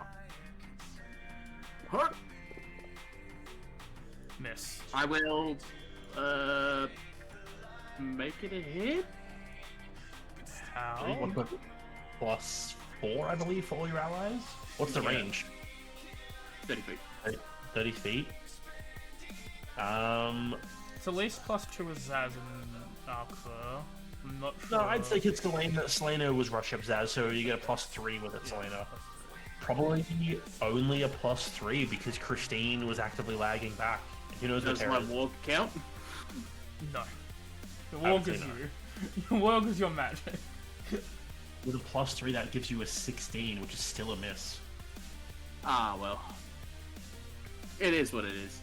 Do you want me to roll my walk stuff now? Yeah, just they go straight after you for convenience sakes. No? Attack that thing! No, it Miss. does not. Yeah, you slash at it. Let me check. No, still nothing. Interesting. Yeah, you bite at it. Is that all your wall can do? Yeah. Alright, is- then Schrodinger's rage. freeze it to Howdy. Aqua. So, he's got the big guy, right? Yeah, well, he's rushing up to the big guy. Yeah, there's the other 3 that are coming out behind it. With a bit more movement, I am going to get behind this thing. Yep, Actually, wait, can I? How far behind are the other ones? but right behind it. Oh, Like yeah. it came out, and they're like coming out right behind it. So they're basically flanking it. Cool, cool. I'm going for the bigger crowd at the back. As I will rage. And, Easy? look, you know what I'm like. A little bit of that. And, we come out swinging. A little bit of this, a little bit of that, a little bit of swang. And, well, there was... Holy yeah, shit, the these sand. sheets. The other look on that one. Yeah. 20. Will you going for which one are you attacking? 3 green sandstalker. The Sandstalker? That's a. Yeah, definitely hit. Cool. Buttons. It's been like a month. Cool. That's hit number 1. Created template.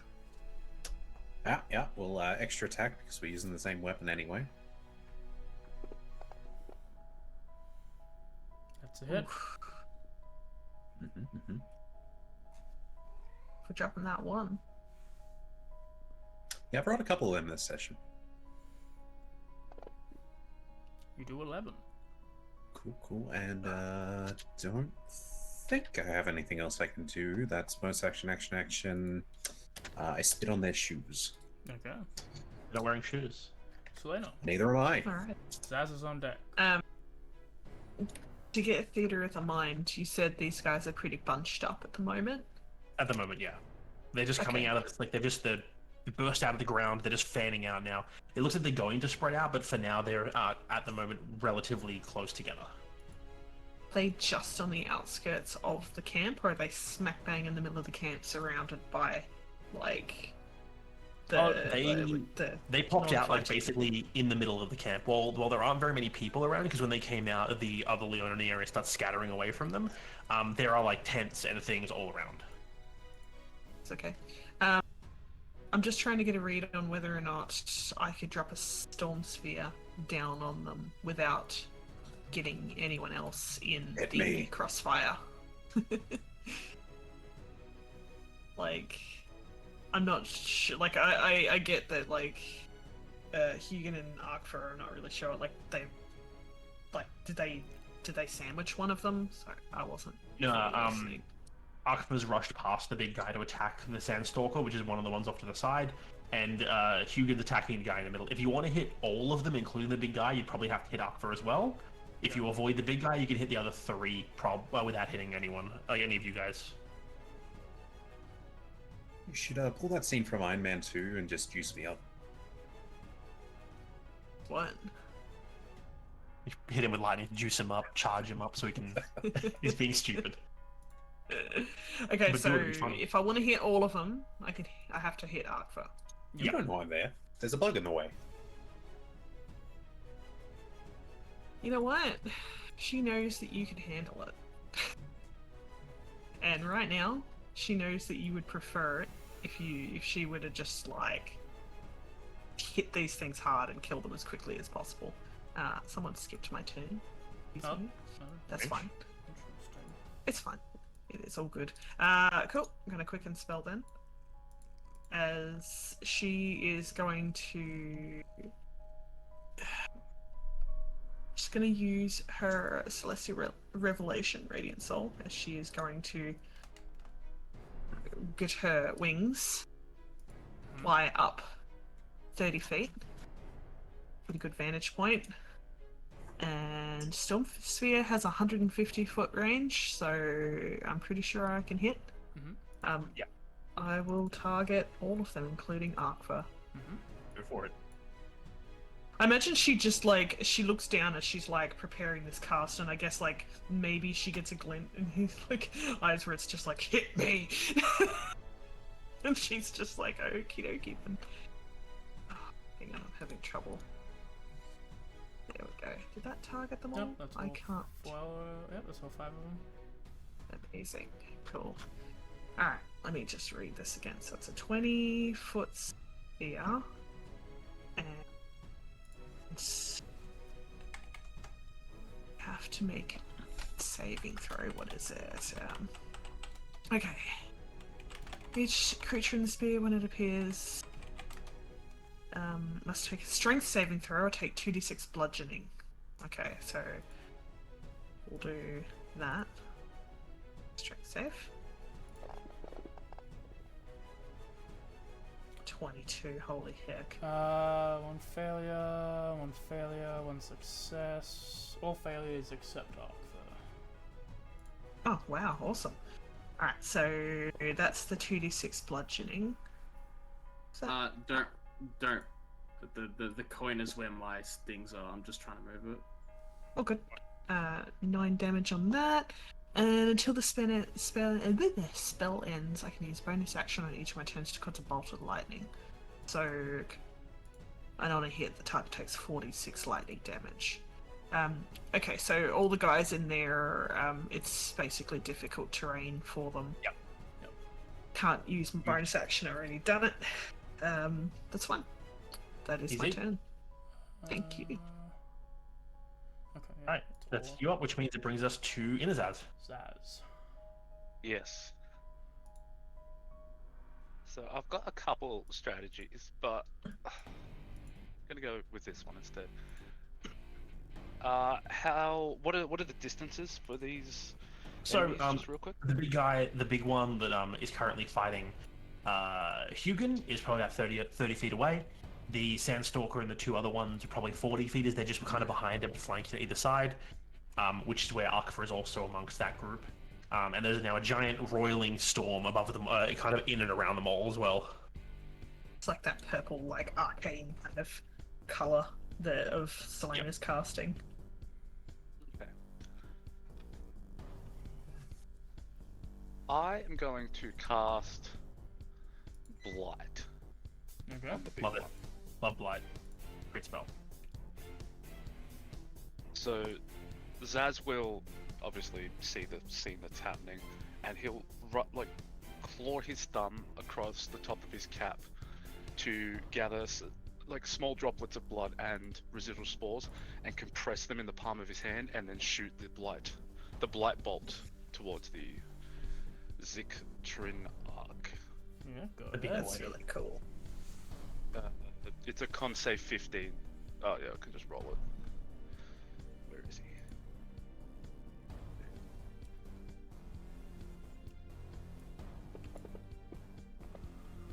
Does succeed. So he'll take half. He will take half. Half AC of damage. 40 is 20. Jeez. Big Pretty numbers. good roll. That is amazing. Oh, fucking hit. And then he'll spend his 30 feet to go get within melee range. Okay. Just up to the others. Joins into the melee with the big boy. Alright. Next up is a Zictrin arc.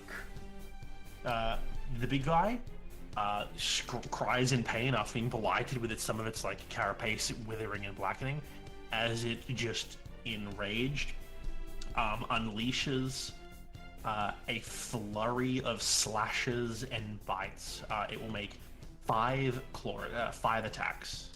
Oh god. It's going to use 3 of those on Inazaz and 2 on Hugan. Oh dear. Numbers. Alright. Okay. I didn't know if I was Do you rolling. want me to speed roll? Do you want me to speed roll these? Oh, I can do it. I was just wondering who was doing it. Wait. So the 2 against Hugan are 22 and a 16. That's 1 hit. Yep. And you know what? We'll do that one. Okay. And then so that's 8 damage, and then another 3 on Inazaz. 13 is a miss. 1 is a 21. It'll go for yeah. Just say no. And the last one is a 19, but it will forego damage and grapple you instead. Whoa. It slashes twice at Hugan, twice it strikes down at you, twice Inazaz, and then with its final strike, it scoops you up into the air and grabs you with its claw. Okay. The chosen one.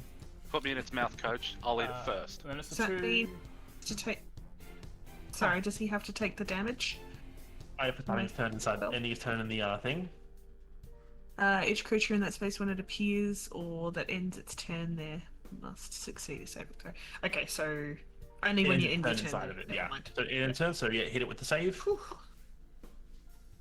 I hit him again. Sorry, I was talking more about Inazaz being pulled into it. Oh no, he will as Yeah, well. each But creature that'll in the space when it actually, appears. yeah, it pulls in. So on Inazaz's turn, if he doesn't get out of it, he's going to take the damage too. So I don't know. Do I do the 2d6 each time? Yeah, if it ends his turn, there. Do I just roll it again on him? Yeah, roll the save for the big boy onto him, and then Okay, 2d6 is yep, then his turn. And then Yep. if Inazaz ends his turn in it, then he'll take the damage as well. It's only 2d6 He in does strength fail, save, yeah. so. Surprising, honestly. It is. It's like a- surprising. It doesn't seem right. It's like really Yeah, like that's fair. like really strong kind of like lash of like arcane magic kind of slices past and like the wind of it kind of like pushes. It's like a force basically. And it slams into it again, slashing at it with the winds and the force. The 2/3 Queen will jump over next to Hugan and flank him in front of the big man. How could it flank what is on top of a warg? Flank the warg too. Flank the warg too, I guess. One will do it with no advantage, and we'll go ahead and bite at the warg. Alright, a miss, and the other one will... no, is a multi-attack, right? Oh, Yeah, multi-attack, yeah. And a claw. So 2 attacks with no advantage. 1 bite on the warg, 1 spear at you, and a miss. And then the second one will have advantage of either. So advantage on the bite. That does hit. God. Warg must make saving throw. It succeeds. And then a Githak attack on Hugan with advantage. That's a 17 to a 20 and still misses, but we'll see if that number become bigger. It do not. Both of them will then jump backwards. You can make an opportunity attack against one of them if you want. Yeah, I'll smack it. Go Yep. ahead. You're being bad. I'll smack it and the warg will bite. Go ahead. Yep. So either 4 or 16, target whichever one. Or one of I'll you. attack 16. Warg will attack 4. That's a hit.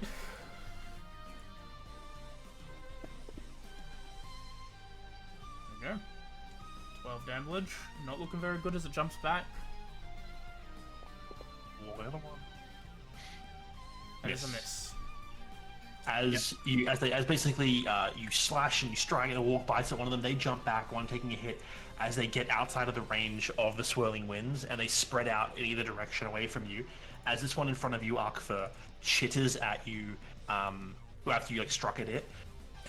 It kind of moves around in a way to like look past you at everything behind you, and then you feel kind of like just touching at the edge of your consciousness. You feel more of a sensation, less words, that just kind of give you the sensation of like impatience, but also pleasure, as it grabs this three-pronged like large like star-like disc from its chest, reaches back to like throw it despite you being right in front of it, and as it releases, the one that it releases from its hand, it spreads into dozens and dozens of these discs appearing out of the air, flying, as it uses Conjure Barrage to hit all of you with a barrage of these flying discs.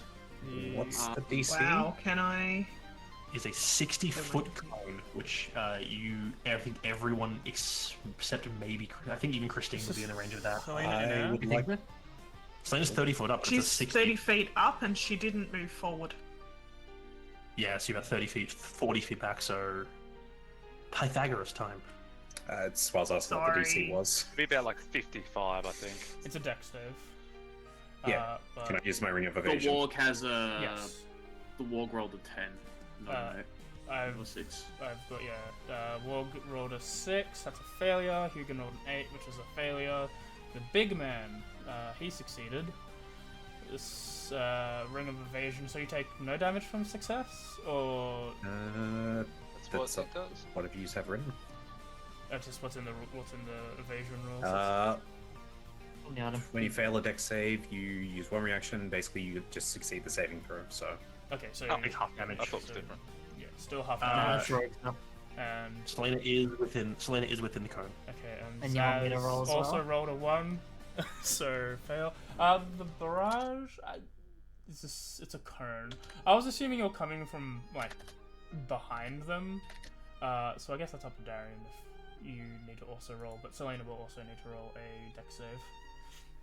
Oh, good. I'm The four going of to you use are my moving reaction. together. Yeah, you Sorry, can say go. yes. I'm going to use my reaction to give myself advantage on that with my weapon, Okay. with my focus. Before even seeing what the roll is. Okay, high or low? Low. 6. Where's low? 85k, you were outside of cone. Ooh. Oh, nice. Lucky. Alright. Low was for the number was for getting hit, so you're lucky. Yeah. So I'll roll the dex save anyway. Hopefully this all works. Didn't roll very good, but 6 damage to everyone that failed, and 3 to who didn't. So take 3 damage, Selena, because you weren't part of the original roll. Easy. But that's it. Christine's turn. Also, Auto count, or do we Colton- have to put it in? It should have auto calced for you guys. It just didn't have it on Selena. You have to make concentration check tests for the spell. Yes. I do. I should have. Oh, check, save. Can't save. Yeah, Is it con- safe for you as well? I should have left my. Ah. You're all What good. type, That's Still fine.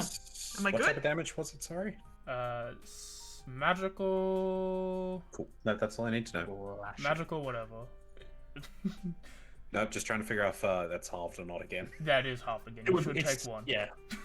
Yeah, it's slashing damage, so you take a 1. As it's like this flurry of these discs shoot through the air, striking at everyone. Fine, Steve. Concentration. Actually, as well as. Oh no, That not the doesn't matter. civilians. Oh, actually, no. AJ, it has an ability as well on top of this. Yes, it does. Slave, yeah. So one person who has not got full hit points. I think the only person who would count toward that would be either Hugin or Yes. Inazaz, Or who would have been Or- hit by it. So let's flip a no, coin who for one has of the it? hits with it. Or just do me. or Ark. High or low? Jeremy, high or low? Low. Always low. It's never a question. That's a 93, so it's Hugin. Alright. You're right. Hugin, you take another Billion another damage. 18 damage, reduced to 9. Oh no, you failed. Yeah, another 18 damage. As it appears that a small cluster of them specifically targeted Hugin, striking you multiple times. now, That's this boy's turn. now it's Christine's turn. Jesus. Alright, Well, that guy looks like the most annoying. How far did you say that cone was for me to be outside of it? It was a 60 You foot coming from a cone. different direction, Yeah, but you it's were- huge. It's within, Okay. we'll say, within 40 feet of you. Cool. You're the similar distance to them, just from a different angle. Yeah, cool. Alright, in that case then, I think that's like that moment of like when they appear, seeing all of it. Like it is, again, freakery. Like so she keeps just popping up and bringing back memories of our memories. I think her first instinct is just to immediately, like the one that did the cone, they're getting like I'm moving forward to be 25 feet within its range. And I'm going to distance spell inflict wounds that. Yeah, fair enough. Quick question, Akfa, do you still have your reaction? No, I use the thing. Okay, cool. Yeah, because forgot to mention the one in front of you. After blasting everyone with it, it then leaps from where it's standing outside of the bubble of storms. Oh, good. But easy to close distance. Christine, do your thing. I'm gonna cast it 3rd level, straight up, just wanting to rid these things entirely. She's just gonna go for the heavy hit. It was the top one, I think. It was the Freaking Sandstorm. Yep, Yeah. that's all. And we'll go on and cast it. That is a 14 only. I'm actually gonna favor the 14. gods that. Okay. Go for it. 14 is going to be turned into a. Where are you? 16. Well, there. Favor the gods is for attack rolls too? Just to confirm? I believe it is. Double check. Double I think confirm. double check just in case. I thought it was only attack rolls, not checks. If you fail a saving throw, miss with an attack roll. Alright, cool. Yep, so +6 brings that to a 20. Yeah, a 20 will I always think it's the definitely other way around. Same. That's a hit though, with a soft 20. And I'm still targeting it 3rd level, show 3d, 3, 4, 5d10.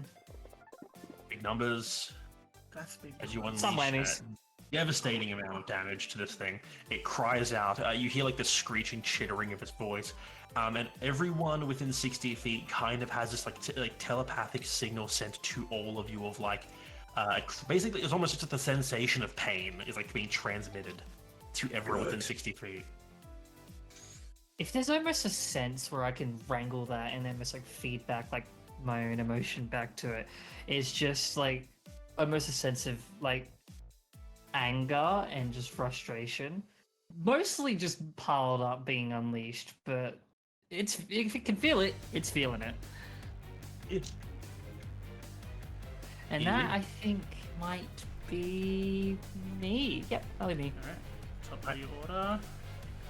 You're good. you can hug and kiss. Hi, Oh. big bug. You're being a very mean. It screeches at you. Bonk. That's a hit. 26 will definitely hit. Fucking lie to me. I dare you. You do 18 damage.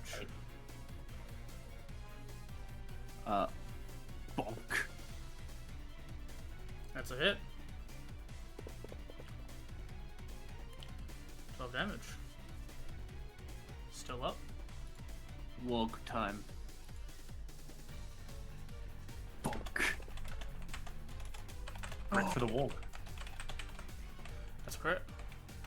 Too bad it wasn't a crit for the paladin. Doesn't matter. As you strike into it twice, the weapon, you like hit one of its legs, it drops down to like one. Its carapace lowers down. You hit the other leg, it drops down lower. And at the moment, as it's like holding it as in the air, like reaching to scratch at him, your walk leaps forward, striking this thing's throat, tearing it out as it collapses to the ground, dead. Is there a way for me to get to the spellcaster without going through the sword? He leapt to the side. I'd say you have 30 feet movement, 50 feet on the walk. 50 feet on the warg. Checking how far he can leap because his standing leap is kind of ridiculous. Yeah, holy shit. No, he like leapt to the side like a full 30-foot leap. If you run around the outskirts of it, you just outside of reaching. You'd have to like basically dash to close the distance with him. I've already attacked and so is the wall, so I can't do that. Or you can just run through the sphere and take the hit, and then you can get within range easy.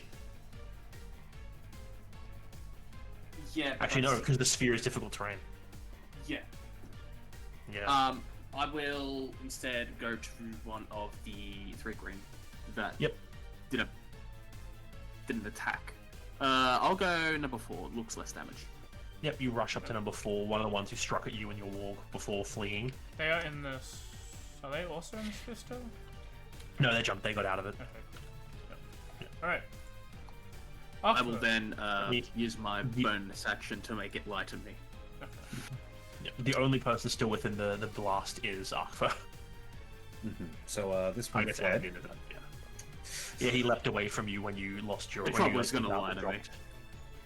Nah, you don't get to walk away. I just stroll up to him. It is lying to you wholeheartedly. Wholeheartedly. What's your movement speed, Arkva? 45. 45, yeah. I think with 45 you can get outside of difficult terrain and then close distance with him. So I can get to him? Yeah. Yep. You're probably on the edge of it anyway. That's fine. Okay, main attack. Go for it. If it'll let me click it. No, you don't get to walk away like that, bud. That's a miss. Apparently it do. But that is not my gauntlets, fuck. Bonus action attack. Miss. That's a miss. That one will actually graze, though. Yep. 2 damage. And, extra attack just for good measure. That's another miss. Miss. Wow. You rush up to this thing, like as it leapt out of the range, you dash up behind it, catching up to it, striking 3 times. It barely even looks at you as it like twirls this like double-ended staff, like with blades on each end that it has, blocking all 3 of your blows. You catch it slightly with your gauntlet as its head is just on a swivel, looking around and like checking its surroundings, clearly looking You know for what? something. Difficult terrain, that's my excuse. Yeah, hey, you tripped in the sand. That's why you missed all of them. No, in the dusty grassland. Alright. Selena. Alrighty. Start with bonus action hit. I'll hit the more heavily armored one. That's the one on the top of the order. They're Yeah, all... 16 foot. Aren't they all out of the sphere, you said, Darren? I can still they- hit them. It's just not with advantage. It's a 46 range. 60 Yeah, foot it range, can go I believe. beyond. Yeah, it goes beyond the range of the sphere. So yeah, you can hit him. Oh, Just okay. you can attack the big yeah. Sandstalker. Clearly is the stronger of the 3 remaining. Yeah. Yeah, so she, bonus action, so that arcs out and kind of lashes at the stronger one. Oh, that's an that one, That's so that one. never mind. Get inspiration. Completely whiffs. As the lightning fine. jolts towards it, it appears to its head turns uncannily quickly in the direction and shifts with a speed that shouldn't be possible. It appears to be perceptive in more ways than you imagine. Not giving that a chance to sort of have a moment. At the same time that's happening, she is going to throw a chromatic orb. For it. I'll cast it to 3rd level. And let me see. I'm thinking we'll go lightning for that one, because why not? Theme it. I'm not sure if these guys have resistances, and I don't think she'd know that either. Yeah. That's a I hit. am going. That's the hit. Never mind. Cool. I'm going to. I use the empowered spell after I roll? I'm assuming. Is this That's for all right. rerolling damage numbers? Yes, it's the one that reroll a number of dice up to the charisma modifier, minimum of 1. You Yep, must so roll- choose any rolls. Yeah, you So roll roll my damage dice. first, and then you can decide whether or not you do that. Okay, cool. Yeah, we'll see if I get a good roll or a bad roll. So it's fine. 48, 5d8. Oh no, for Big some reason I numbers. accidentally put 6 in there. Nah, get rid of that. That's Isn't too many. oh, it's not a chaos sword. It's not a chaos bolt. It's a No. chromatic Chromatic yeah. orb. Chromatic orb. Ah, Boom. I mean, it that's actually a manages- pretty good roll. Yeah, as it dodges your big blast of lightning from the storm sphere, it leaves itself open and you shoot it from the side, like from behind, basically, and striking it dead in the chest as it drops to the ground dead. Yeah, it's almost like an instinctive, like, she's kind of in tune with this storm that she's made. At the same time, she's, like, building this chromatic orb. It's, like, lashing out at the same time to sort of, like, throw it off center. As her like, angelic form is kind of almost tainted by the pure weave, like, glow that's coming from her. And that is my turn. Okay, initiative count 20 before we get to Inazaz. You all feel another...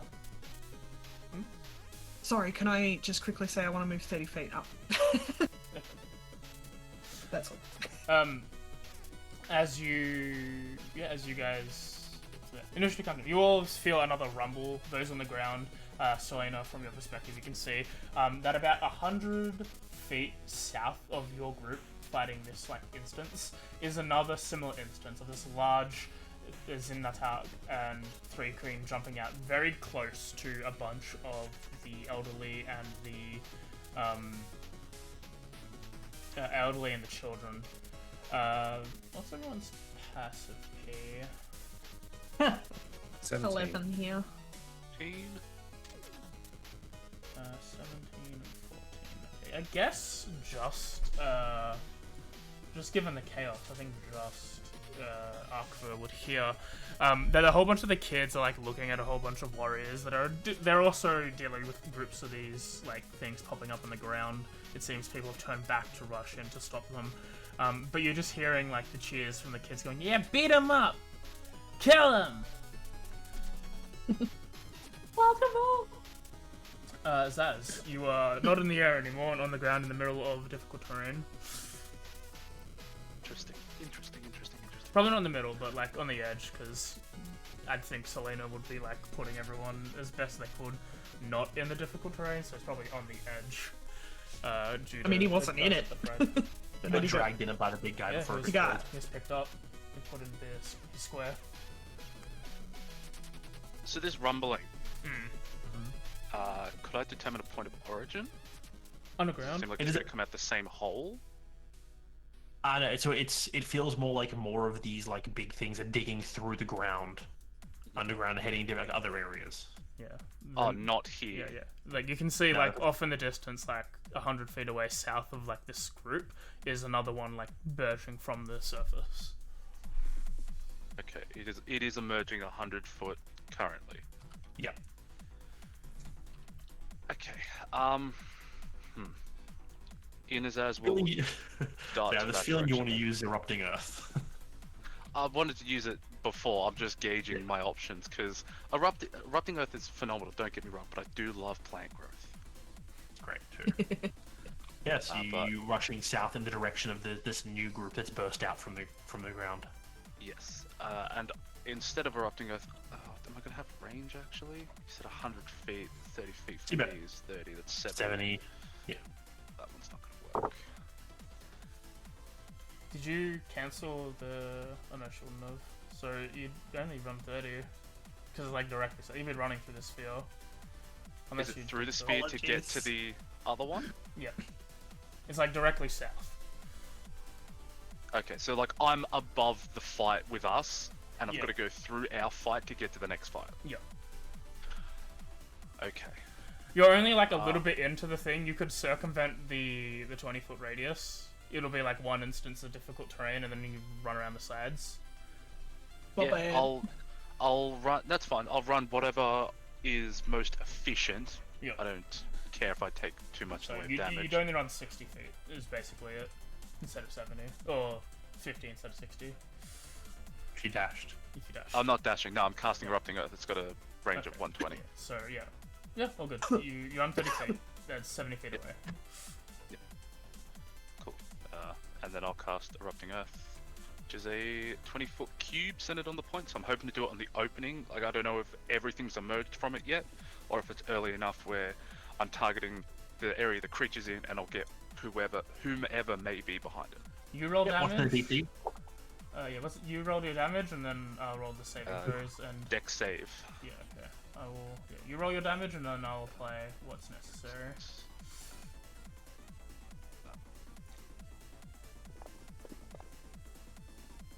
Okay, cool. My blight did that much damage, I want to point out. You did. Numbers are fun, you know. 20 damage. As you see, like the area, the ground around him, this big one that pops out as the earth erupts. The big one basically stumbles forward, only being partially caught into it, and another one of these like the weird like semi-armored ones. Its head like snaps in your direction as you start to cast it. It like leaps partially out of the radius, only catching some of the damage. Yeah, it is difficult terrain as well, though. Yep. Yeah, so basically they succeeded the saves. They take half damage. The other two are caught full bore in it and get blasted. They're still there, but they took a big hit. You see the two who took the hit are both like barely standing after that. Wow. Yeah. That's action movement. I will bonus action.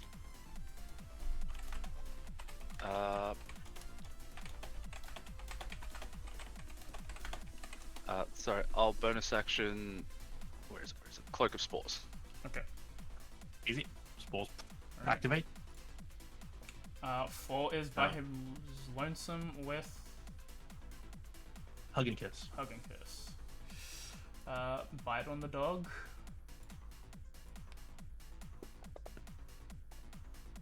That's a bite on the dog.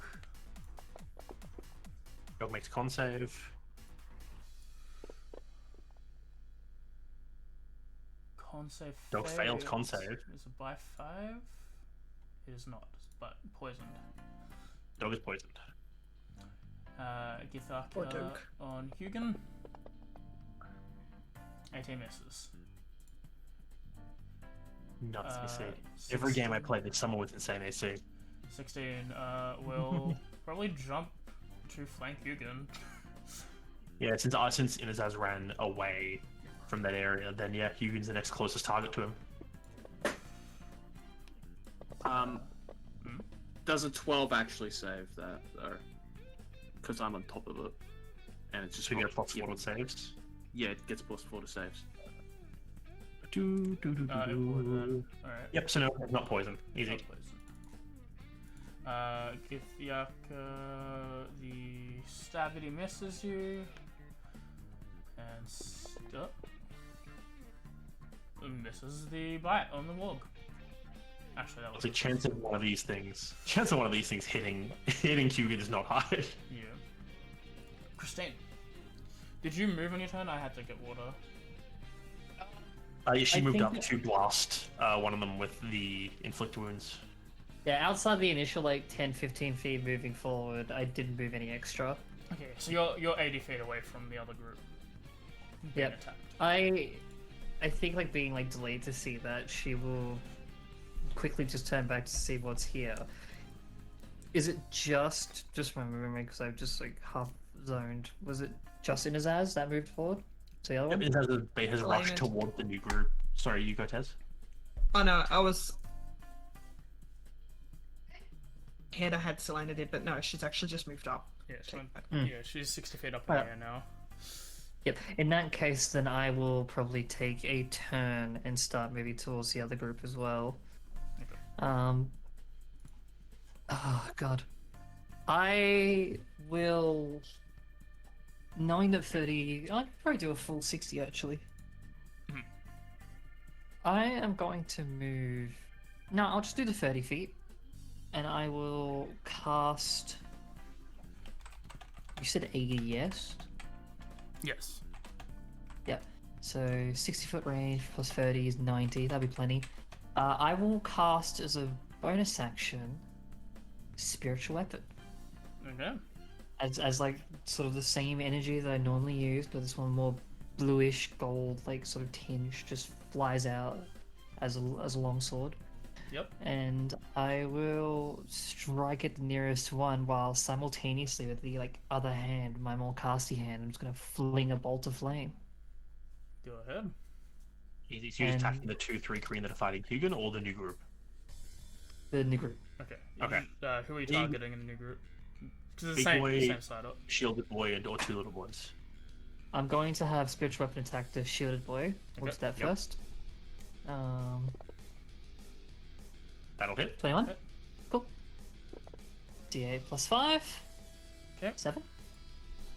And I'll have the firebolt hit probably one of the more standardized ones, the ones that I remember seeing from a while ago. Okay, the little men. The ones who, Little yeah, the man. ones who already look rather badly hurt. Yeah. Just to top them off. Yep, firebolt. And that'll hit. For 9. Yeah, as one pops up, it is very, very hurt. It's almost on its last legs. It jumps out of the hole fully. Damn. Idea. The one climbs out of the hole, gets blasted by erupting earth, knocking it around. It then pulls itself back up and gets struck in the side of the head by a firebolt. What the fuck? Yeah, I think that's all my stuff at the moment. That's all my movement, action, and bonus action. Alright, Hugan, you're being flanked.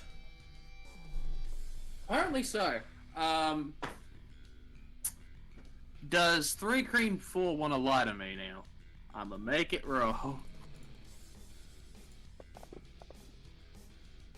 Probably. Yeah. It is not lied to you. Roll to 0. Oh, it is. Yeah. Okay. Cool. It's hard to read the intentions of something that is basically broadcasting its emotions and stuff at a short range telepathy. So pretty easy to read it. Yeah. Cool. Bonk. That's a hit. That'll definitely. On that one. Yeah. Goodbye, my son. Bink. You do 20 damage. No. Still up. Though barely. Same as the guy that just came out of the ground. That's a miss. Miss. Okay. Wolf doesn't get his fun. I'll bonk it again. That is also a miss. That was so close. It was just it cuffed you out of that 17. Yeah. Alright. Either way, it's Yeah, barely so- standing. So yeah. Yeah. Fellas, then. I'm done. Okay. Alpha. Oh. Are either of them even close? You could reach either 16 or 4 yourself with your increased movement speed. You could easily get behind them and basically hit one of them in the back if you wanted. And from the noise before, it seems like the other group, hundreds of feet away, have got it handled. There's like basically over the southern part of the camp where you guys are, there's more of these things bursting from the ground in different areas. Some of the like more like the warrior Leonin who are running north have turned and started running back. Are engaging some of the groups that are further north of you guys. And one of the ones that's popped up south, Inazaz is currently rushing towards to deal with. And Christine's also begun. And Christina, yeah. On my mark. I would like to... No, that would use an action. You know, as much as the kids seem like they're safe, I'm going to, before I run off... Do I have anything I can throw? No, I have a ranged weapon. What am I doing? I will shoot at 3 Green 4. Okay. Not reckless, obviously. It won't work anyway. That's a hit. Would get. Unfortunately, I cannot put Radiant Mat on the arrow. It's dead. Down. And then I will use my movement to start running towards not either of the groups, but more to the kids, suspecting their noise will, based on other worm behavior entirely, suspect their noise might actually drag something closer to them. Yeah, they're like they were shouting that, and then like in front of that group is a pothole. So yeah, you're making your way there. So you're 60 feet away. Selena, you're 100. You're 100 feet away from the next group, and 60 feet in the air. 60 feet in the air. Alright, I'm going to move towards next group. So they're not on the tracker, so I'm assuming we're just rolling and just, like, because I can only see 3 green 16 on the tracker. Yeah, they're Is not that tracking still it. near- You roll. We're still tracking stuff on the side. That's near my sphere still, within 60 feet. They're within 100 feet, so they're probably 40 feet away from your sphere. Oh, cool, awesome. The one that was in the original place, I'd like to lash at that with the bonus action with the sphere, if I may. Okay. The final, so number 16 then? Yes, the one, the one that's still in that area. Go for him. She's like, before I leave, Yeah. I'll try and finish that one off. That'll do it. He's... Goodbye, good night, This my isn't sweet probably prince. going to be very nice. Yep, fried bug. Yeah, it's like a final sort of lash from this like turmoiling storm. It's like, because is it a free action to to stop the storm? Yes. I couldn't. You drop Okay, concentration. cool. and Yes. Spells whenever you want. Yeah, so basically like it's like a final sort of like lash of lightning like comes out of it to like hit this guy, fries him, and it just like completely like the entire thing settles, sand like kind of drops back down, and she will move towards the combat, 30 feet. Okay. So I'm 60 feet up, and you said I was 100 feet away horizontally. Yep. Okay, so from 30 for 7 years. Yeah, okay, so I'm still really fucking high up, but that's fine. To get theater of the mind, like, are they relatively bunched up still, or are they moved all apart, or? It's still pretty bunched up. They haven't had a chance to move since being blasted by the erupting earth. Anyone smack bang in the middle of them, or? Like... No, you guys are all rushing towards them. This group has popped up near, a lot closer to like the children and the elderly. So, like, if you dropped another storm sphere on top of them all, you would definitely hit a bunch of civilians. I only have one 4th level slot, but I do have something else that's quite circular shaped that's fun. I would like to fireball them, please. You can fireball them without hitting the others. So that's dex saves? It's a 16 DC dex check. Dex save. Awesome. 1 success, 3 fails. Amazing. Alright, 8d6 fire damage. I'll just roll that out in the open. Let me just Yep, double check before. Yeah, it's 150 feet. The two little ones are fried completely. The big guy doesn't turn in time to notice the fireball until it's too late as it blasts within the radius, scorching it. But yet again, that the Sandstalker, acting with uncanny reaction to the magic, managed to leap mostly out of the flames, only taking partial damage. It's fine. Yeah, it's like as she's sort of like flying over, it's kind of like, yeah, just the usual like shot of like white hot energy comes out and just kind of lands between them and just explodes. But yeah, I will stay 60 feet up. That is all good. Easy. And just before Inazaz goes, the two remaining in that area act on initiative 20. Selena, in the air, you unleash this. You see as the one getting up off the ground where it dived out of the way of the fireball, looks up at the sky where you are, raises one hand up, and then pulls the other arm back, almost like an arrow, as it is going to fire. I'm going to assume a 21 hits you. Definitely. Yep. As you see in its hand, a spark ignites as it unleashes a lightning arrow at you. Ooh, it's gonna be ouchy. Take 18 damage Ooh, as it hits you like in the shoulder. ouch. The okay. big guy turns, sees the person closest to him, which I believe is Arkfur. Because as a 70, Arkfur's the fastest you're in the 60 feet. It's going to dash and like leap across the ground towards Arkfur and then unleash a flurry of claw and bites. That is... Arkfur, what's your AC again? 21. No? 21. 21 AC? Yeah, I just had to remember what it was with the green. Yeah, no problem. It crits you with a claw. It then misses you, crits you again, and then hits you with its final claw. Okay, so let me just Okay. add. That's essentially five sets of damage for the two crits. So that's what, like, Ow. 4 damage? You take 18 reduced to 9, and then the last one is 5 reduced to 3.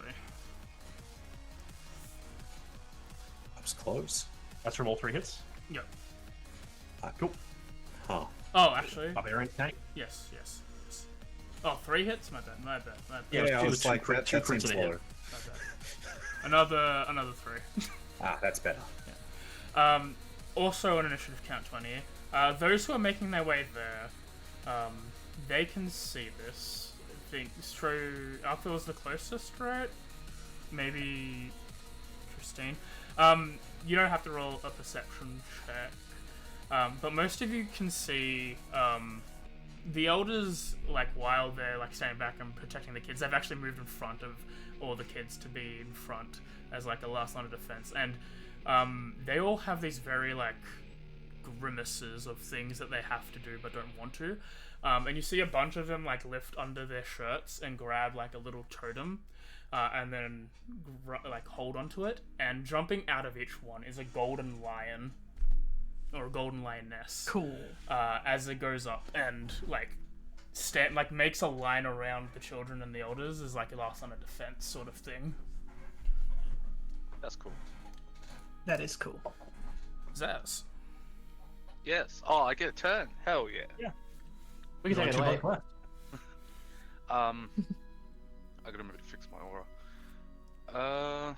So I'm 70 feet away. No, they moved 30 feet closer to me, Oh, so yeah, they're there's- 40 There's feet one away. that is.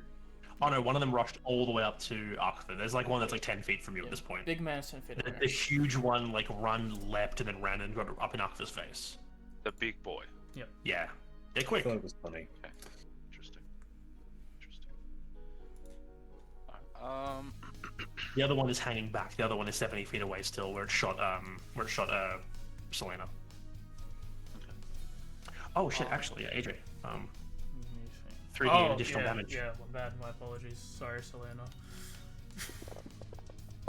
Do your turn. That's okay. Another 11 on top of that. It's so good. That's okay. I will, in that case. So the kids and the old people had amulets that had golden lionesses jump out. That's protecting them from, I assume, the 2 ones that got heavily damaged coming out of the hole. Oh, they're they're dead. Selena blew them up. Oh, they got better. Cool. Just like as if Yeah. more show up, these things are here now. Okay. So there's the one that's 70 feet from me and the big guy. That's it at the moment. Yeah, big guy is basically 10 feet from you. Okay. I move 10 feet to within range of the big guy. Yep. And Did you want to thank him? sure, I'll flank him. Easily doable at your distance. And I'm gonna fucking bite him. Go ahead. Go for it. I will bonus action Hex first. Go ahead. Just there now in the initiative track, in the combat tracker. Concentration. I think that one goes on me. No, that one goes on me, and this one goes on it. That's how that works. Alright, timed bite. With advantage.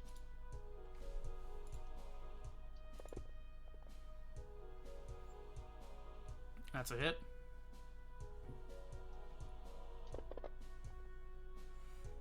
Oh, Next. that's unfortunate. 6 damage. You bite into it, you hurt it. When you bite into it, you get that squirt of like it's blood and some of its meat as you crack through the chitin into your mouth, and it is absolutely rancid. Like as you bite, it tastes wrong in multiple different ways. Like this isn't just like bug meat. Something is not right about these things. In that case, whoever notices can. Inadaz spits it out. Probably on the Aqua, yeah. Oh my. That must be Yeah. bad. That's action, that's bonus action, that's He's me, I wasting believe. food. Hi. He's Christine, you're up. He has Hi, disadvantage hi. on strength checks, by the way. The Hex. Cool. Fuck, so they all moved. Yeah, big guy. So little one is 70 feet back still, probably about 40 feet from you because you moved up a bit. And the big dude is like pretty much 30 feet away, but fighting off and Azaz. Yep. Then the one that hasn't really moved yet, I am going to. I think my weapon was still actually on him. Mhm. So I'm going to keep it there, and like I'm gonna move up, to get closer as well. I'll probably start moving up that full 30 feet, but as I do, I just want to like cover myself almost with frosty armor. I'm gonna cast second level armor of Agatist. Okay. And yeah, just as I move across, like the weapon weaving, almost like how you would weave an orchestra. I'm just gonna make it strike him. Okay. Yeah. That's a hit. That's a hit. You do 7 7 damage. damage. Yep. And I'm basically within like 10 feet of them. Okay. Yeah. You rush So I think forward, he get as said close 40, you can yeah. to him. Yeah. And that'll be my turn. So the order Quick and Hugin. Is this 3 green dead? Yeah, Yeah. the ones that with you are dead. The others are 100 feet away. Actually, no. The big boy is within walk distance. The big boy, walk distance. Within walk distance, thanks to 50 feet movement. Charge! Yep. Walk attack! That's a hit.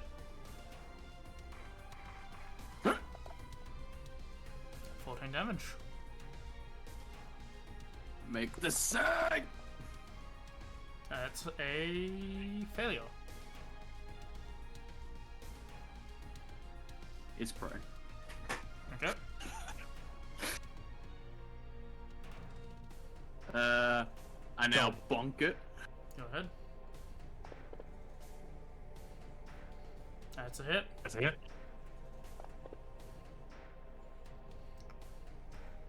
Is He's dead. Yeah, it died. Am I within yeeting range of 3 green sandstalker? You'd be about 70 feet from the Sandstalker. 3120. Okay, so it'd be a disadvantage if I did. Oh, sorry, 60 feet from the Sandstalker, but yeah. Either way, disadvantage throw. Disadvantage. You know what? I wanted to lie to me first. Is that a range? Don't think so. Alright, we Could should be. think of a range for that, but sure. Go ahead. Yeah. It's kind of hard to tell if someone's lying 60 feet away Say, from as you. a When you Well, can't they even lie? see their face. That's his loose Hey, idea. You should have probably a 30-foot range makes the most sense for that, I'd say. Yeah. Kugan, can you do me a favor and tell me if Azeroth's lying later? He is lying to you. You can tell that he's lying to you, so yeah, get that bonus. Get that bread. Disadvantage. Yeet! That's a miss. Yes. He You sort of, throw a javelin, and he just tonks out of the air with his staff. as it goes through, he sort of dashes aside as it looks like it's gonna hit one of the kids. The lioness just bats it away.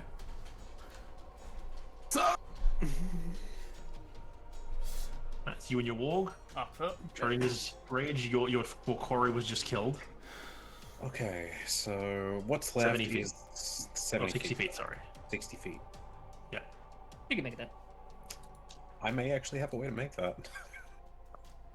Let me just double check an ability real quick. Run, drop Would you range. do the instinctual jump leap? with- I think that's only when you rage, unfortunately. Yeah, it is.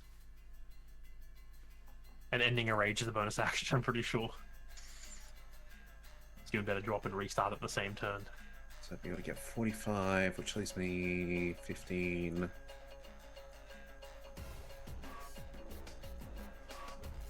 You know what? While this wouldn't necessarily be an outright attack, this is playing with the rules here a bit. Could I do an uncontrollable, like a reckless dash, where I just try to ram into him? Sure, I'll let you Yeah. make an athletic, just a flat athletics check to attempt to bowl it over as you sprint straight at it. Flatter. Since it has a spear type weapon, it is going to use its reaction to essentially like stab you as you rush into it. Oh, I'm hoping to get stabbed. I want to be close. Yeah. So you'll be on top of it, and if it fails to save badly enough, it'll be knocked prone. So that was athletics? Yeah. You said flat, right? Yep, just flat athletics. Just asking because rage. I guess because raging gives you advantage, so you can do it. You'd have advantage. Yeah. Yep. So I had to ask because I can't. I'd have to disadvantage otherwise. 70, yeah, no, absolutely. You bowl this thing over as it brings the spear edge. Does the spear hit? You did not. I don't know. It does. Yeah, you knock the spear aside at the last moment and then slam into it, knocking it to the ground as it rolls back, getting ready to stand back up. And yeah, that would be a dash essentially. I don't think I can get away with a bonus action to attack. No, it wasn't the attack action. It was a run action. I was like, I don't think either of my bonus action attacks count here. I mean, either way, it's prone now. So Yeah, I mean, I'm just, I'll use the rest of that dash movement to just get myself up. Okay. yeah, you stand yourself up because you would also have been prone. Selena, you got lightning before. She's not really noticing that right now. It's just a little too busy. With the meta magics, can I use, say, like an empowered healing and a quicken spell in the same? As long as you have... same. Yeah, as long Yeah, as I you got the have stuff. So I got stuff, two. then yeah. I got 4. Empowered healing is normally- just based, is it not? It's 1 sorcery point to reroll any number of those dice once. So if I roll believe- 1 and then 2. Sorry. Normally, you're only able to use 1 meta magic per spell, but Oh. Empowered, I think, specifically says you can use it even if other ones have happened. I know that Empowered empowered. healing's a Yeah, ability. Spell empowered does. was a different one. Not Oh, it's a different one? Yeah. let me Yeah, when you have roll a the look damage. at Meta magic. This isn't a meta magic, this is a 6th level feature. No, but I need to say meta magic because that's a meta magic option, isn't it? No, I think it's It's just in my sorcery points. I Divine got Soul it. Okay, Yeah. yeah. Yes, you can do that both because technically empowered healing is not a meta magic thing. It just uses sorcery points. Nice. Cool. Yeah, because it wasn't one I picked. It was one I just received. Yeah. Oh, for free. Yeah. Alright, cool. So 6th level divine I'm gonna do that first, and then that. As I am going to, I'm gonna heal myself. How many are there many more guys on the field, or is One it more really guy. just this one dude? Yeah, Oh, this just is that the one main guy. one. The rest of them are being engaged either by lions or by warriors who are showing up at the moment. Well, I'm gonna 3rd level then, because it seems like, for the most part, this is the last sort of threat on the field. As she is going to 3rd level cure wounds herself, which is 3d8. I'll just roll it out so it doesn't add it to me straight away, just in case. And that's the time I roll really good. Amazing. Absolute quality. So it says I can re-roll any number of them. Let me Yep, but just you have to take the new double-check. number. I'm just gonna re-roll 1 then. See if I can get it. Reroll the 6 to 1 point less. That's 20, fine. So 24 healing. 24 is pretty good. Yep. 24 healing. And I have to do math. 32 minus 24. 8 left. Just for a point of reference. That's a pretty. You can do that after you roll your die, and you can choose to not use it immediately. Okay, I'll So do you- that next time. yeah. I wasn't sure if that was the case. I had to call it before. I know, quicken spell you do. That's fine. Specifically, empowered spell says after damage has been rolled. So yeah, for this, and same with Empowered healing. Yeah. Okay, okay, that's fine. That's Yeah. all good. And then I will try it about this dude who's prone, so that's probably going to be disadvantage, yeah? Yeah, if you're shooting him with an attack roll, it's disadvantage to hit. Good old Eldritch Blast. That's alright, I get 2 chances. Alright, disadvantage, Eldritch Blast. That's a pretty bad That's a miss. roll. I'm going to Second game. favor the gods that, actually, because that 2d4 could actually be the difference between. It 100% could be the difference. And it is the difference there. An 18 will hit. Amazing. Yep, cool. Alright. Hit him with that damage. Where is my Eldritch Blast? There it is. 1d10 force. It's like he's down on the ground next to Akra, and then just this. It's like this, like beam of like purple energy just hits him in the shoulder. And I'll go the second one. Cast.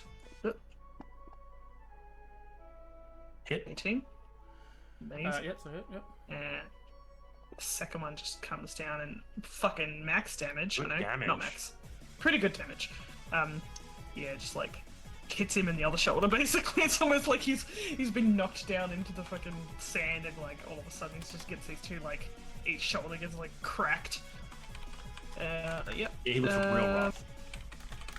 She, at this point, she's going to move down 30 feet. Okay. It rolls back to its feet, looks up.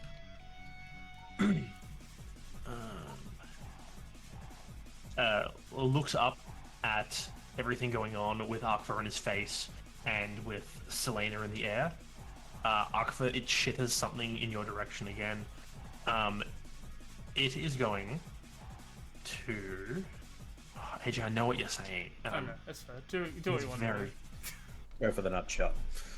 It is going to, you see, as this one reaches out, grabs one of those spinning discs, the bladed discs, and casts some magic, as it is going to unleash a conjured barrage. As a 60-foot cone of knives and blasts fly out, That's hitting everyone? Everyone except Selena. Yep. Selena is out of range, but everyone else is within range of it. Yep. Everyone but Selena, roll a dex save for us. There's no way I can block that, is there? I'm No, taking it. you're right in this thing's face. Oh, I mean, as in Can't block it from even getting to give- anyone else. Oh no. I can't like, it even throw- give anyone. Sorry, Tezco. I can't even give anyone like an extra like chance for saving throw because they're going to be 30 feet within people. Oh yeah, Hey. no, that's nothing. Jimmy, can you roll a dex save? And for the wall?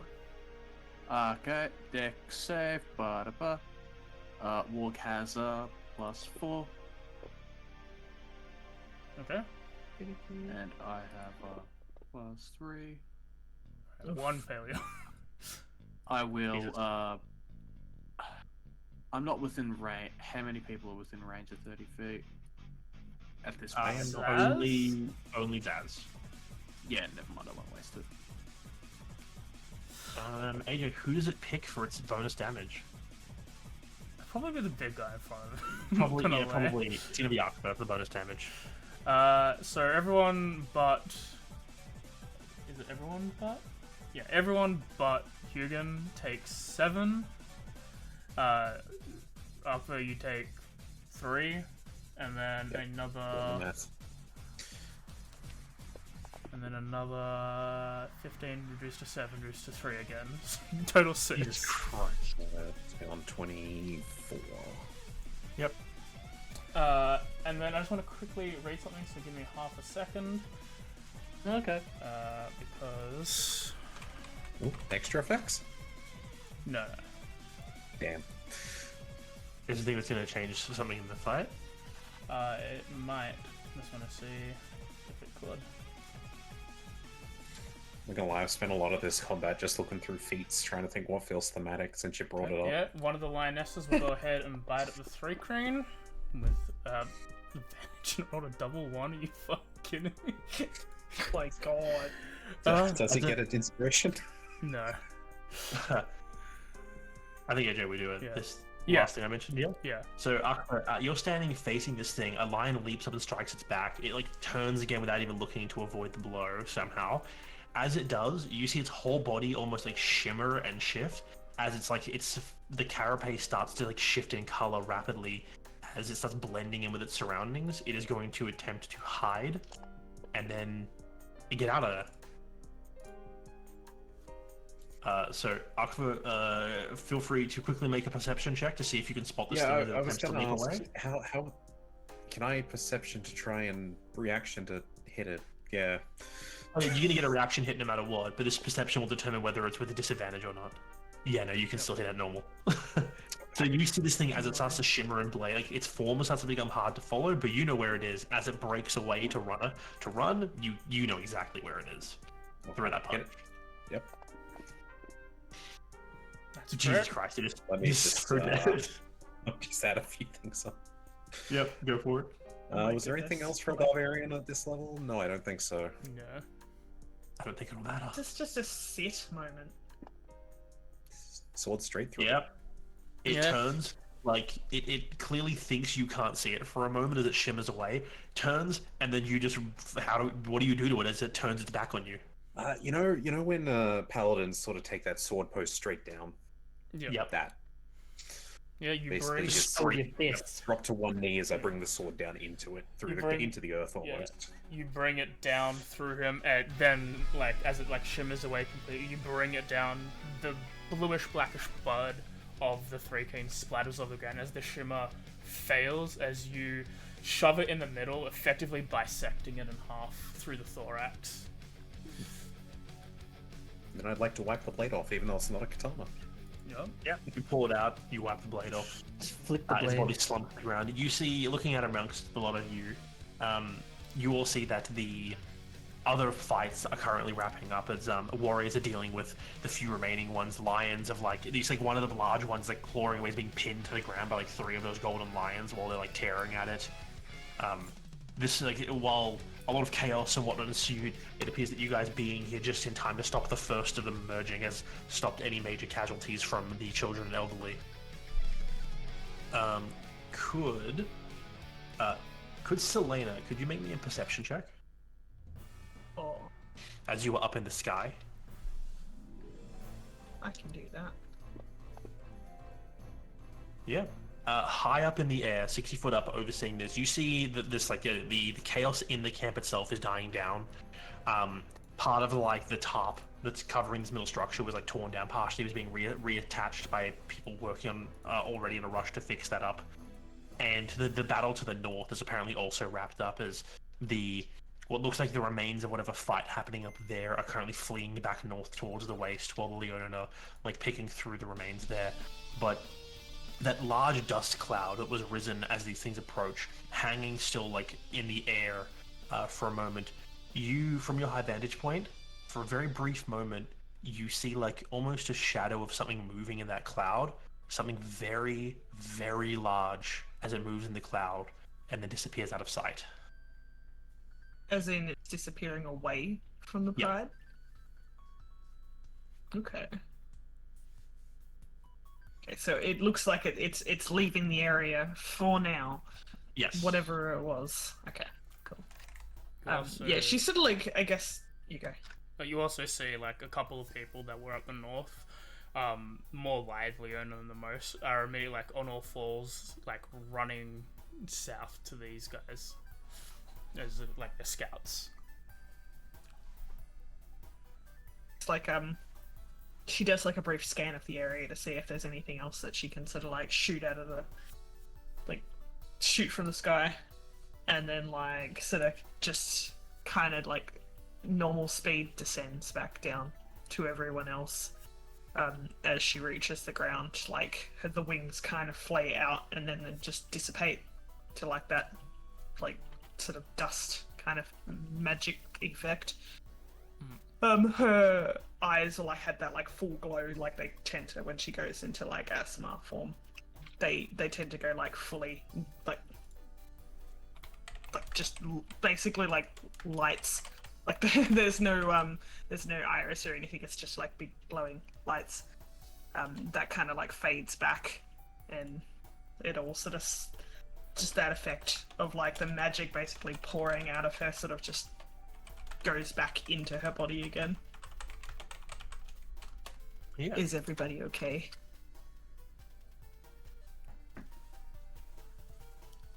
That is the most disgusting thing I've tasted. It's like there was something quite big in the cloud off to the north, but it seems to be moving away. So at least we've won the battle for now. We might want to reconvene. up think there and see. The thing it threw, is there any, like, pieces of that anywhere? Yeah, like these are like metal and bone, or like more like bone, like throwing discs. Chakram, yeah. Taking a souvenir. You Yeah, look, easy. as You pick you one look around, you see a whole bunch of the elders, of like, especially the one that was like right next to this last one as it died, has walked up and then sort of just places its hand on him solemnly as it looking down at him. You know you did the right thing by stopping them from getting to the kids. The issue isn't that what we did was necessary. Why we had to do it is another issue. Why are there new ones? We've heard of these ones before. The big ones. They're not necessarily new, but adolescent aren't ones that fight these ones. We leave these to more people who have done delves into the wastes. But it's interesting that they're using them for these techniques. They're usually meant just to expand the hive. Even I didn't come across them deep in the waste, so they really are buried, per se. I think I saw something quite much larger than what we fought here in the clouds that have seemed to have moved away. Do you know of anything that is of 3 Kreen that is of bigger stature than this one? She sort of like points to the remaining body.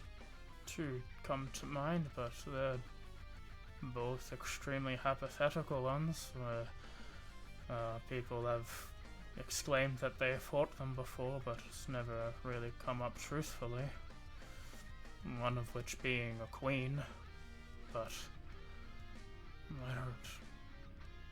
I don't think anyone's ever fought one of them. That's The shadow that I saw in the dust clouds, how big, like hypothetically, did that look? Think Big. huge? Like humongous? At least huge, if not larger. Okay, so these ghosts that we fought were probably like what, large? Yep. Yeah. Like the one in the cloud could have been like building sized, basically, Pretty much. to get an idea. You're planning to Well, report to maybe the other elders. Oh, sorry. Maybe my eyes were playing tricks on me, but I feel like I did see something. I might reconvene with the North and see if anyone else noticed anything. Give a nod and they turn to you, Arcfers. Yes, the others will discuss amongst themselves information gathered, but wouldn't put out any hope for secondary events to be participating in the afternoon. I was going to suggest, if this is becoming something frequent, maybe it's best to call off the games. We will never call off the games. It's a ritual that must be maintained. And to say this is frequent would be an overstatement. This is... Nothing of this size has ever come out of the wastes before. This is interesting. They've never scaled up like this. There's more in those wastes than just the 3 Kreen. Yes. Let's just hope it's only the 3 Kreen that come out. Anyway, I'm gonna take this. I want to look into it and see if I can figure out how this thing works. And they nod. Inazaz, if you want to roll a survival check or a medicine, depending on how surgical you want to be with what you're doing. He's not a very surgical individual. Yeah, then survival. As you tear into the, like, through the carapace into the meat, like, you know what, like, different creatures, like, meats look like. You know what, like, insectoids that you could eat, like, large bugs and, like, stuff like that you would have had either in the Feywild or even, just wherever. you know roughly what the meat looks like. As you tear the carapace off and see it, there are like strange growths and stuff all through the musculature and body of it. Comparing it to the other ones you guys fought, this does almost resemble like a regular 3-creen in terms of its like the way the muscles and tendons are and everything, but it's twisted and wrong with odd cancerous like growths all through the meat and the muscle.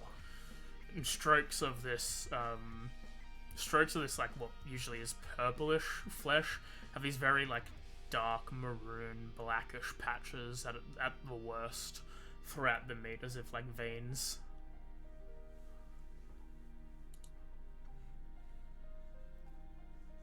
I wish to take a segment of this discolored meat from it. No problem. You cut out a chunk of this one of the discolored lumps off the one of the muscles or like chunks of the meat. Cool. It doesn't seem to be like super acidic, or like he'll give it a tongue test, I suppose. No, it just tastes disgusting. Yeah. It's like battery acid. Honestly, like you push on like parts of the carapace we've cut open, and like some sections even pus slightly. Ew. The gross thing. Yeah.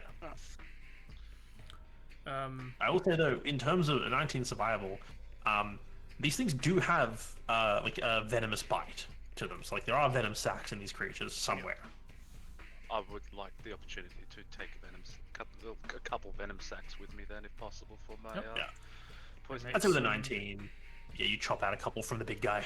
and make some paralytic poisons. Which I'll craft onto your sheet in a bit. Aside from Selena, I guess the other two, are you doing anything? Christine, Eugen? I did lay on hands on myself. Okay. I You healed was yourself very up a bit. low. Fair enough. I don't think so. I think she's probably just after everything's all done, just kind of looking around just at what's happening, but still kind of just not really wanting to intervene. Okay. Just waiting. Then, as what is about an hour passes, as I generalize, Selena, you go off to the north and you confer with other people to see if others saw what you saw, and it doesn't seem to be a very consistent thing. Maybe 1 in 20 Leonin can back up what you saw in there. And for most of them, they're just saying they saw like maybe a shadow on the cloud, but it's hard to say in the middle of a fight. Bodies gathered, both Leonin from the front lines, because there were casualties at the front. You prevented casualties at the back, but the vast number at the front did do some damage. And the 3-creen body also gathered, and they're all piled up in front of the stage that's being made. An announcement is called that everyone should acquire that area or be nearby to hear thaumaturge voices, as the announcement of no longer having an afternoon session of events will prevail. Stalls and whatever wants to stay open will stay open, but official events to gain points have been cancelled for the day. So if you wanted to go get your tattoo continued, Akva, you could. People can get food, all that stuff. They have a grand old speech about death, led by the clan that is all about death. I believe it's the Mortex clan you wrote down. I'll have to double check the There's a notes. document on it. Yes. The Krzdena tribe will read the speech, the elder from that tribe, and pyres are lit for both parties, as two large fires are incinerated, as ultimately they want to continue this dialogue that the 3-creen are their brothers, and though this happened, they are still treated as such. after the speeches are made, people start to leave. The pyres are still burning. Those who wish to stay, it seems to be mainly the elders. As you look around, people, like, especially adolescents, people who were about your age, Akva, when you left to go join Tabris, they're all, like, confused about this brothership stuff. It's like, we don't just hype these guys to hunt them down, like, they're causing problem. And you see much elder ones, like, older people who, like, are more experienced, and the elders are all, like, sort of hitting them back of the head, telling them to show respect and shit like that. Very dismissive of this, like, oh, we just fight these guys because they fight us sort of thing. And the crowd disperses. Revelry starts back up, not to the large extent it was, very much having a more somber, dark tone, celebrating life that was lived by those who passed away. History, stories being told amongst the elders once again. Leaving you guys to your devices as evening starts. I would like to approach Christine. If she's Yeah, around. just quick. Oh. I just wanted to quickly note that when the pyres and everything is happening in the speeches, like, Selena goes to that after discussing and just like kind of stays there and has like a quiet prayer to the fall. Easy. Right? That's good. Yeah, I'd say it's not hard to find her.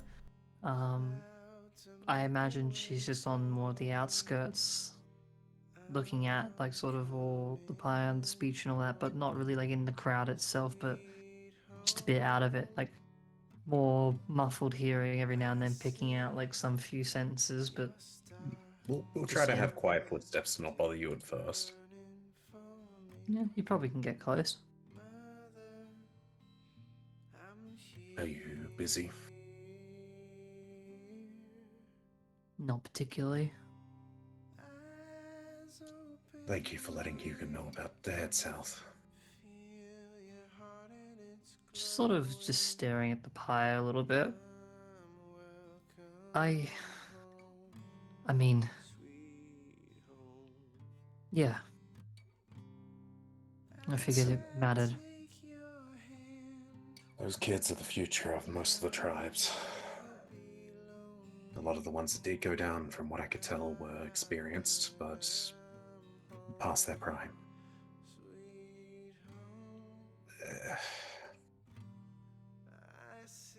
I'm not... I'm in no position to say that I understand what's changed while I was gone. I still think... I just want to say I think you made the right call.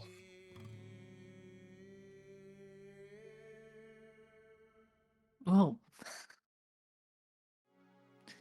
It's nice to hear that someone thinks that.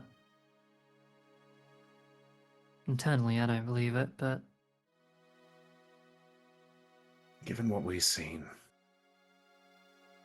do you think the Three Kreen could be trying to... even somewhere in their bloodline, trying to return to what they once were? The capability of all the races trading here once. She ponders for a moment. Potentially. They sounded in pain.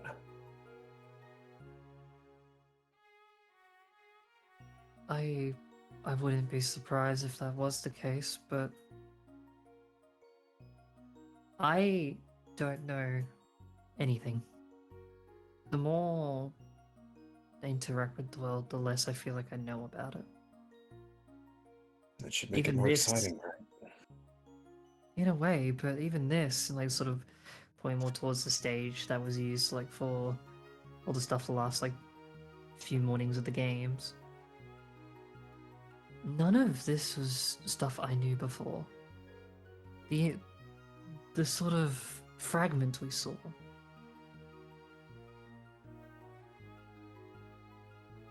I don't really know what to think about a lot of this. It's different. It's from a time where If I were to guess, a tradition that could go back even before. What's that event they called it? The Great. It was You just the know. Great Collapse, yeah? You know the one. Yeah. Just the DMs? Calling it the end when the world fucking ended. Calamity? Yeah, just the Calamity or the Great Collapse. Cataclysm. Cataclysm, thank you. Whichever one we know about in history. But I've got like 3 different words for big bad. Listen, interchangeable. Doesn't really matter. They all reference the same. Everything sucked. The gods died. It's actually referenced as those words everywhere, like multiple of them. Yeah. Yeah. Point Yes. is, this could be something that goes back long before even that. That might sound a bit insane. Probably not, honestly. But why are we getting all this now?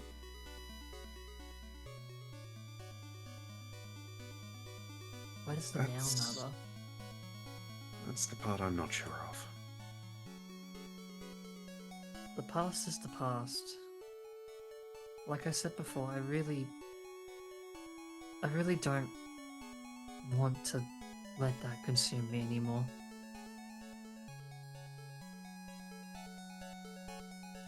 I don't like looking backwards because that means I have to stop. I never liked looking backwards because it reminded me of what I could have become again. She kind of nods with like a verbal affirmation of just a hmm. I mean, I look back must- now because it reminds me of knowing I can be better. Where I've come since. If you'd much prefer, we can sit in silent contemplation for a few hours. Just together, no one else. I think she just nods to that.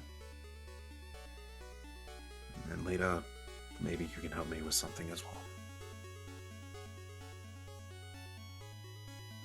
Sure. But for now, and Arkva's just gonna sort of plop down beside you and offer a paw.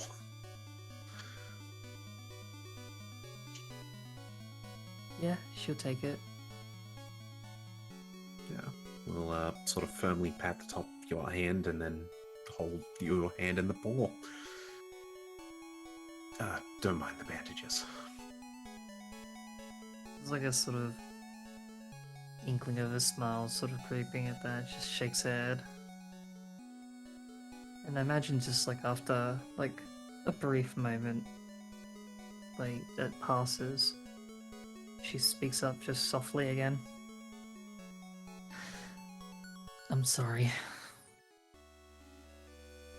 for yesterday.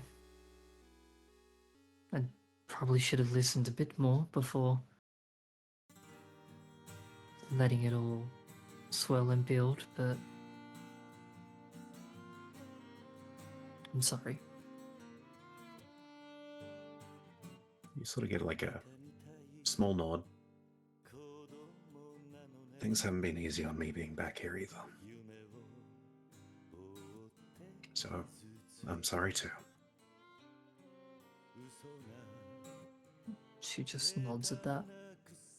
And I imagine it's just silence. Probably actually, because considering that this is like the first time for contact since last transformation, she has like an actual warmth to touch now. Like something Ah, that's damn. a bit, something that's a bit more like not really exactly normal kind of warmth. I mean, at some point, maybe the cat will like lean, head on the shoulder and Yeah, just enjoy the warmth. she just lets it Preheater. happen. Yeah. And I will send the DMs the message for later tonight. Okay. Hugo, you're going to go talk to the elders? Yep. What do you ask them? They're all sort of still watching the pyres. Did you personally know any of these? Leonin. It's our brotherhood has been a tale for millennia before the cataclysm, and after which is when they've changed. I don't believe any living Leonin know a living Three Crane personally.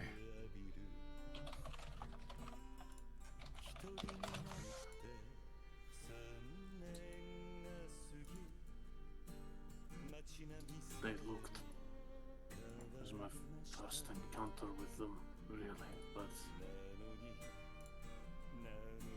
they looked in pain.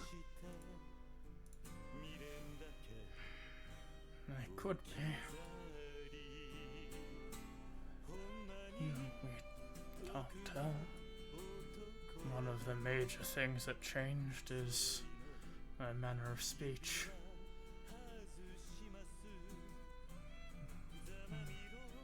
They, from what has been told, they were noted psionics in the past as well, but whatever happened to them had distorted and twisted them. Now, getting a few words, understandable words, and not psychic screams and signals.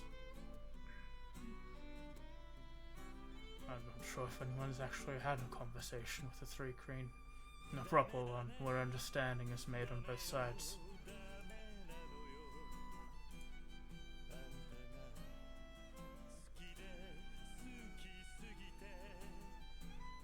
It is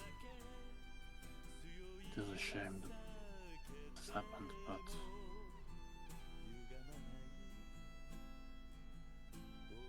I am sorry for your losses. We all are. And you'll just stand vigil watching the pyres.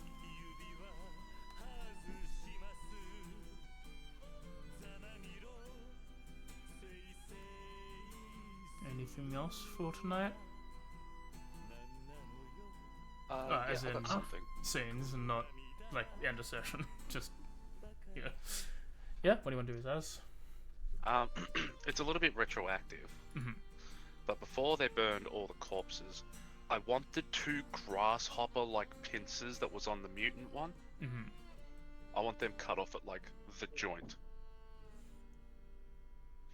Yeah. Yeah, okay. Yeah, you can do that. With your previous survival score.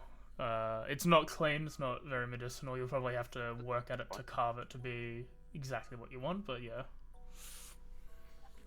Can I think that after a little bit of time of just like at the pyres, Selena would move away after a while. And I think she would go, because it looks like most of the party, like you've got Hugin's just sort of standing vigilant with at the pyres, and you got Christine and Akfa having their moment. Inez is doing something. Selena needs to just do stuff, so she like moves up, sees him like doing whatever the fuck he's doing, and it's just like kind of sits down nearby watching him. It's just like, is there anything I could do to help? Not the strongest. I can use spells. Not entirely sure at the moment, and you'll notice Zaz seems a bit quieter than normal. Not as like headstrong, just not as full. The best way to describe it is he's like a flat Coke. I'm gonna inspo that. I may as well use my inspo. I want to see if I can read into it a bit more. Flat Coke. Jesus. What kind of quiet is it? It's an unusual one for him. it's difficult to get across because he's such a different sort of entity. But it's, I would say, trance adjacent. Like he's just like in a zone. Concentrating. Is that sort of? Yeah, for lack of a better term. That's alright then. Like, is he? Yeah, she was sort of like concerned that like after what happened the other day, like you kind of ran off, she might have like upset you in a way. But if it's like she sort of realizes that it's more that he's sort of trying to focus on this thing rather than him like avoiding eye contact with her or whatever, she just kind of just stays there. She sort of just feels like she needs that sort of company. I don't know if you're doing any roles for anything, but like I'll say, like even roleplay wise, she will cast guidance on you to try and help you with whatever the fuck you're doing. You will see with these two grasshopper-like pincer appendages that he's taken, they're laid down in a very specific way on the ground, and he's like thinking and muttering to himself about how they would attach. If you want to make an intelligence check. Sure. I'll do that.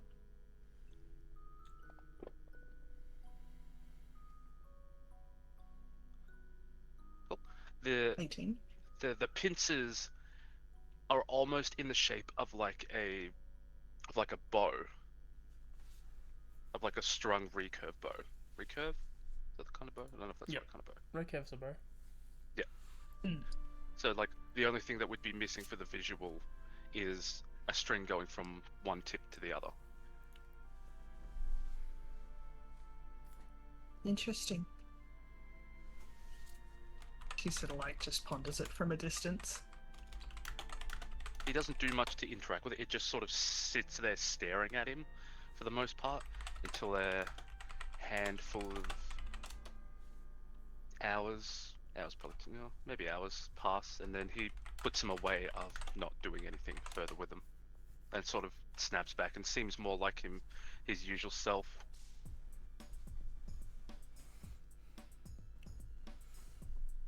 Are you thinking of making a weapon with those? I don't know, it's one of those moments you have. You think of something else, it passes. Looks like it could work. At least from my understanding. He shrugs.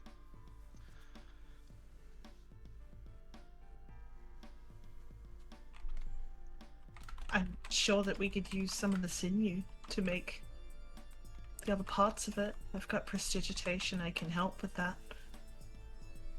Like, she's pretty, like, low energy.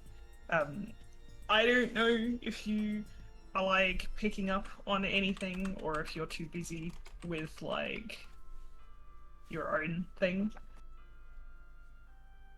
But, Okay. if you...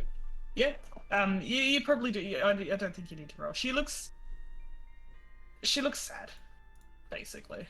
Like, she looks kind of like she's in a difficult place, and it looks like she's trying to busy herself by like just trying to be useful to someone who needs her right now, or like they not even need, but like just someone that is doing something that she could maybe help with. He'll narrow his eyes at her and then pull out his poisonous kit, and will start the process of using the vials he acquired from the creature, and with whatever assistance she wishes to give, to start the process of making them. Yeah, she'll help.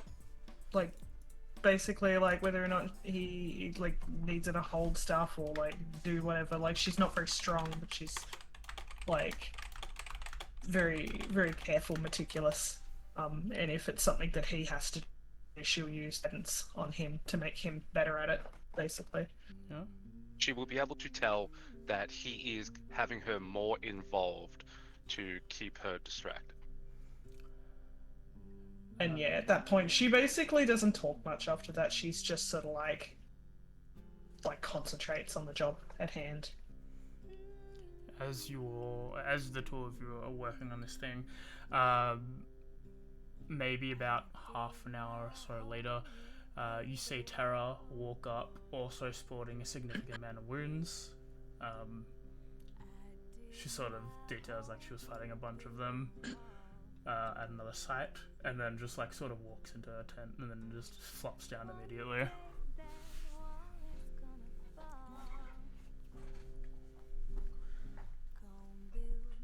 Face first on the bedroll. Yeah. Arms out. Like, just lay there. Exist. Hey, Tez, Yes. can you give me an Arcana check? Oh, I can do that. 1 second. Yep, there we go. Make me roll with your saving. That's a pretty bad roll. I don't She's have up against anything it. to add to that. No problem. As you're helping Azaz work with the poison flask and whatnot, you see the like chunk of meat that he took out of the leg of this large one, and like you're sensitive to magic, not to the point where you can like tell at a glance what spells are around and whatnot. But as you've been sitting here for a while, you can start to pick up traces of something that's been affected by a large amount of magic. And as you look over at this chunk of this like warped, twisted flesh, you see the way that those black veins cut and like rip essentially through the flesh. And it looks very, very similar to how your own injury cuts and spirals its way up your arm. She sort of like, as she sort of next to it, she kind of puts her arm up and sort of like holds it in front of her a little bit for a moment, and then just like lowers it again and just goes back to work. And in Azaz.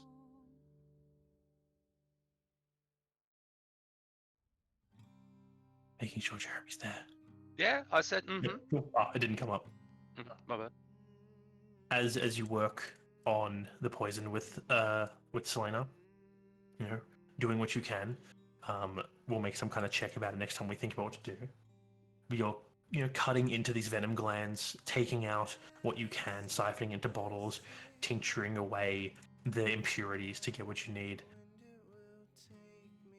Very far back in your mind, something you haven't heard in a long time, you just hear the whisper. It just says, "If they cut into us, would our flesh be so twisted?" And that's what we're going to end session. Neat. Yep. Can't end it on a positive, can we? No, of course not. No. Don't work that way. Of course not. Yeah. Happy times for everyone. I have a good time. And of Kinda. course, one more thing. Of course, session's over, but You're right. you all level up. What? Oh, Wait. What? that was not my bingo sheet. I told Wait, you guys fuck, to check. no. You had 600 HP. It's like 600 You XP did, yeah. away. Yeah. So that's why I was bringing it up. That's so thematic. You bought 8 freaking creatures, yeah. Most of you are 8. As such, you will be picking a feat and not an ASI. The feat you pick will not provide you an ASI. It will provide you every other feature of that feat. Christine, you're on your own. I'm sorry. Hey, Go I ahead. think I'm already determining where that class is going. Yeah, go ahead. You It's can also a war. you can do it now. You can do it later. Just let me know.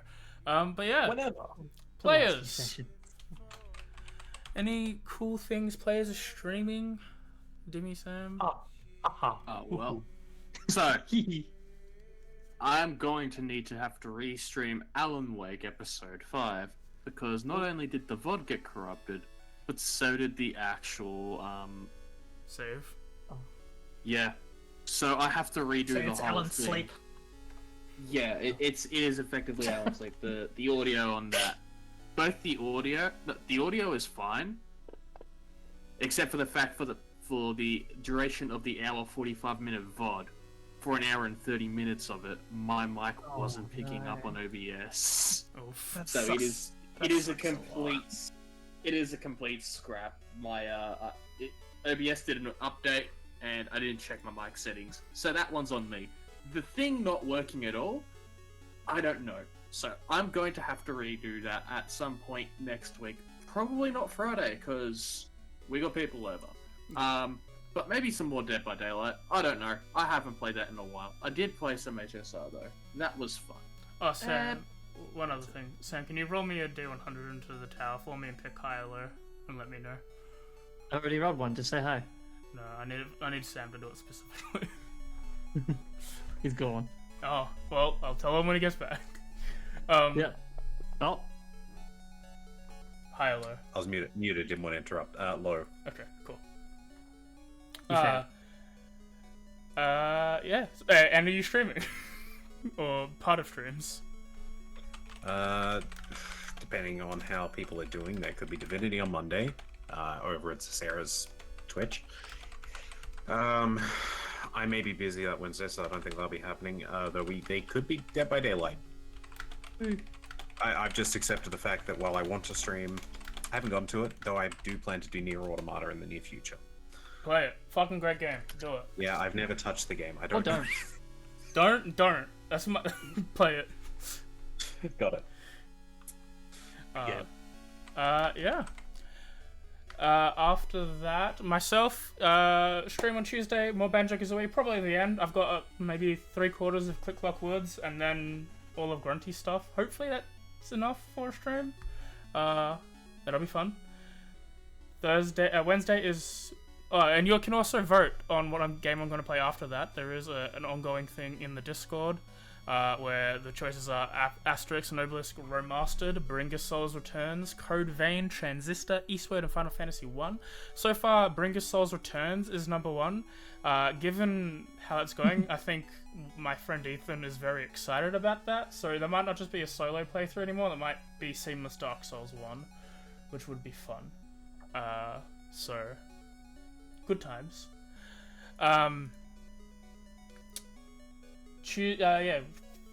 Wednesday, more Pokemon Y Hardcore Egglock. We have to beat Gym 8. I didn't get to do much except destroy Team Flare, but that's good. We can do Gym 8, maybe Victory Road, and possibly the Elite Four. After that, I might be doing some runs of Kaiser I'm on Fire Red. I'm not going to just play it until I've completed it, because that could take months. I'm just going to play it for a substantial number of sessions. Might jump back in and out of it depending on what game I'm playing, but I might pick up a Digimon game afterwards. I have to pick. Yeah. Thursday you can join me and Kay for Pokemon Moemon Platinum Hardcore Soul Link. We beat Gym 2. We didn't get to do a lot last session in terms of content, but we got a lot of Pokemon. That's cool. Yeah. Pokemon. But we'll probably be doing Gym 3 next week. There's no way we don't. Well. Then yeah, next Friday is Transfer Stream doing a family event, but that's DMC time. We are partway through DMC. We beat up Virgil for a second time. Maybe one more after that. And then yeah, next Saturday is session chapter 35. Not even that, like way more than that. Chapter 40. Chapter 40 of Guardians Rebirth. Our party is in a cool mine. It was very creepy for a bit, and then they found someone to fight. Well, if they found one guy to fight, decided to not fight him, and then found some more guys to fight. Yeah. Yeah, that'll be fun. And then you can join us for this in 2 weeks' time. A bit of a reminder, Kay is going away on vacation next month. I don't think it's going to interrupt Echoes, but it might be a Kayless one. We'll see. At the most. So don't have anything drastic happen in 2 weeks in August, guys. I'll just get COVID. It is funny. Again. She's 3 for 3 coming to Melbourne and getting COVID. If it's 4 for 4, it'd be extremely funny. No, it's Oh, 2 for 2. This might be 3 for 3. This might be 3 for 3. She gets a smoothie if she does it this time. Yes! But yeah, we'll talk to you all guys later. Bye-bye. Bye-bye. Bye. Bye.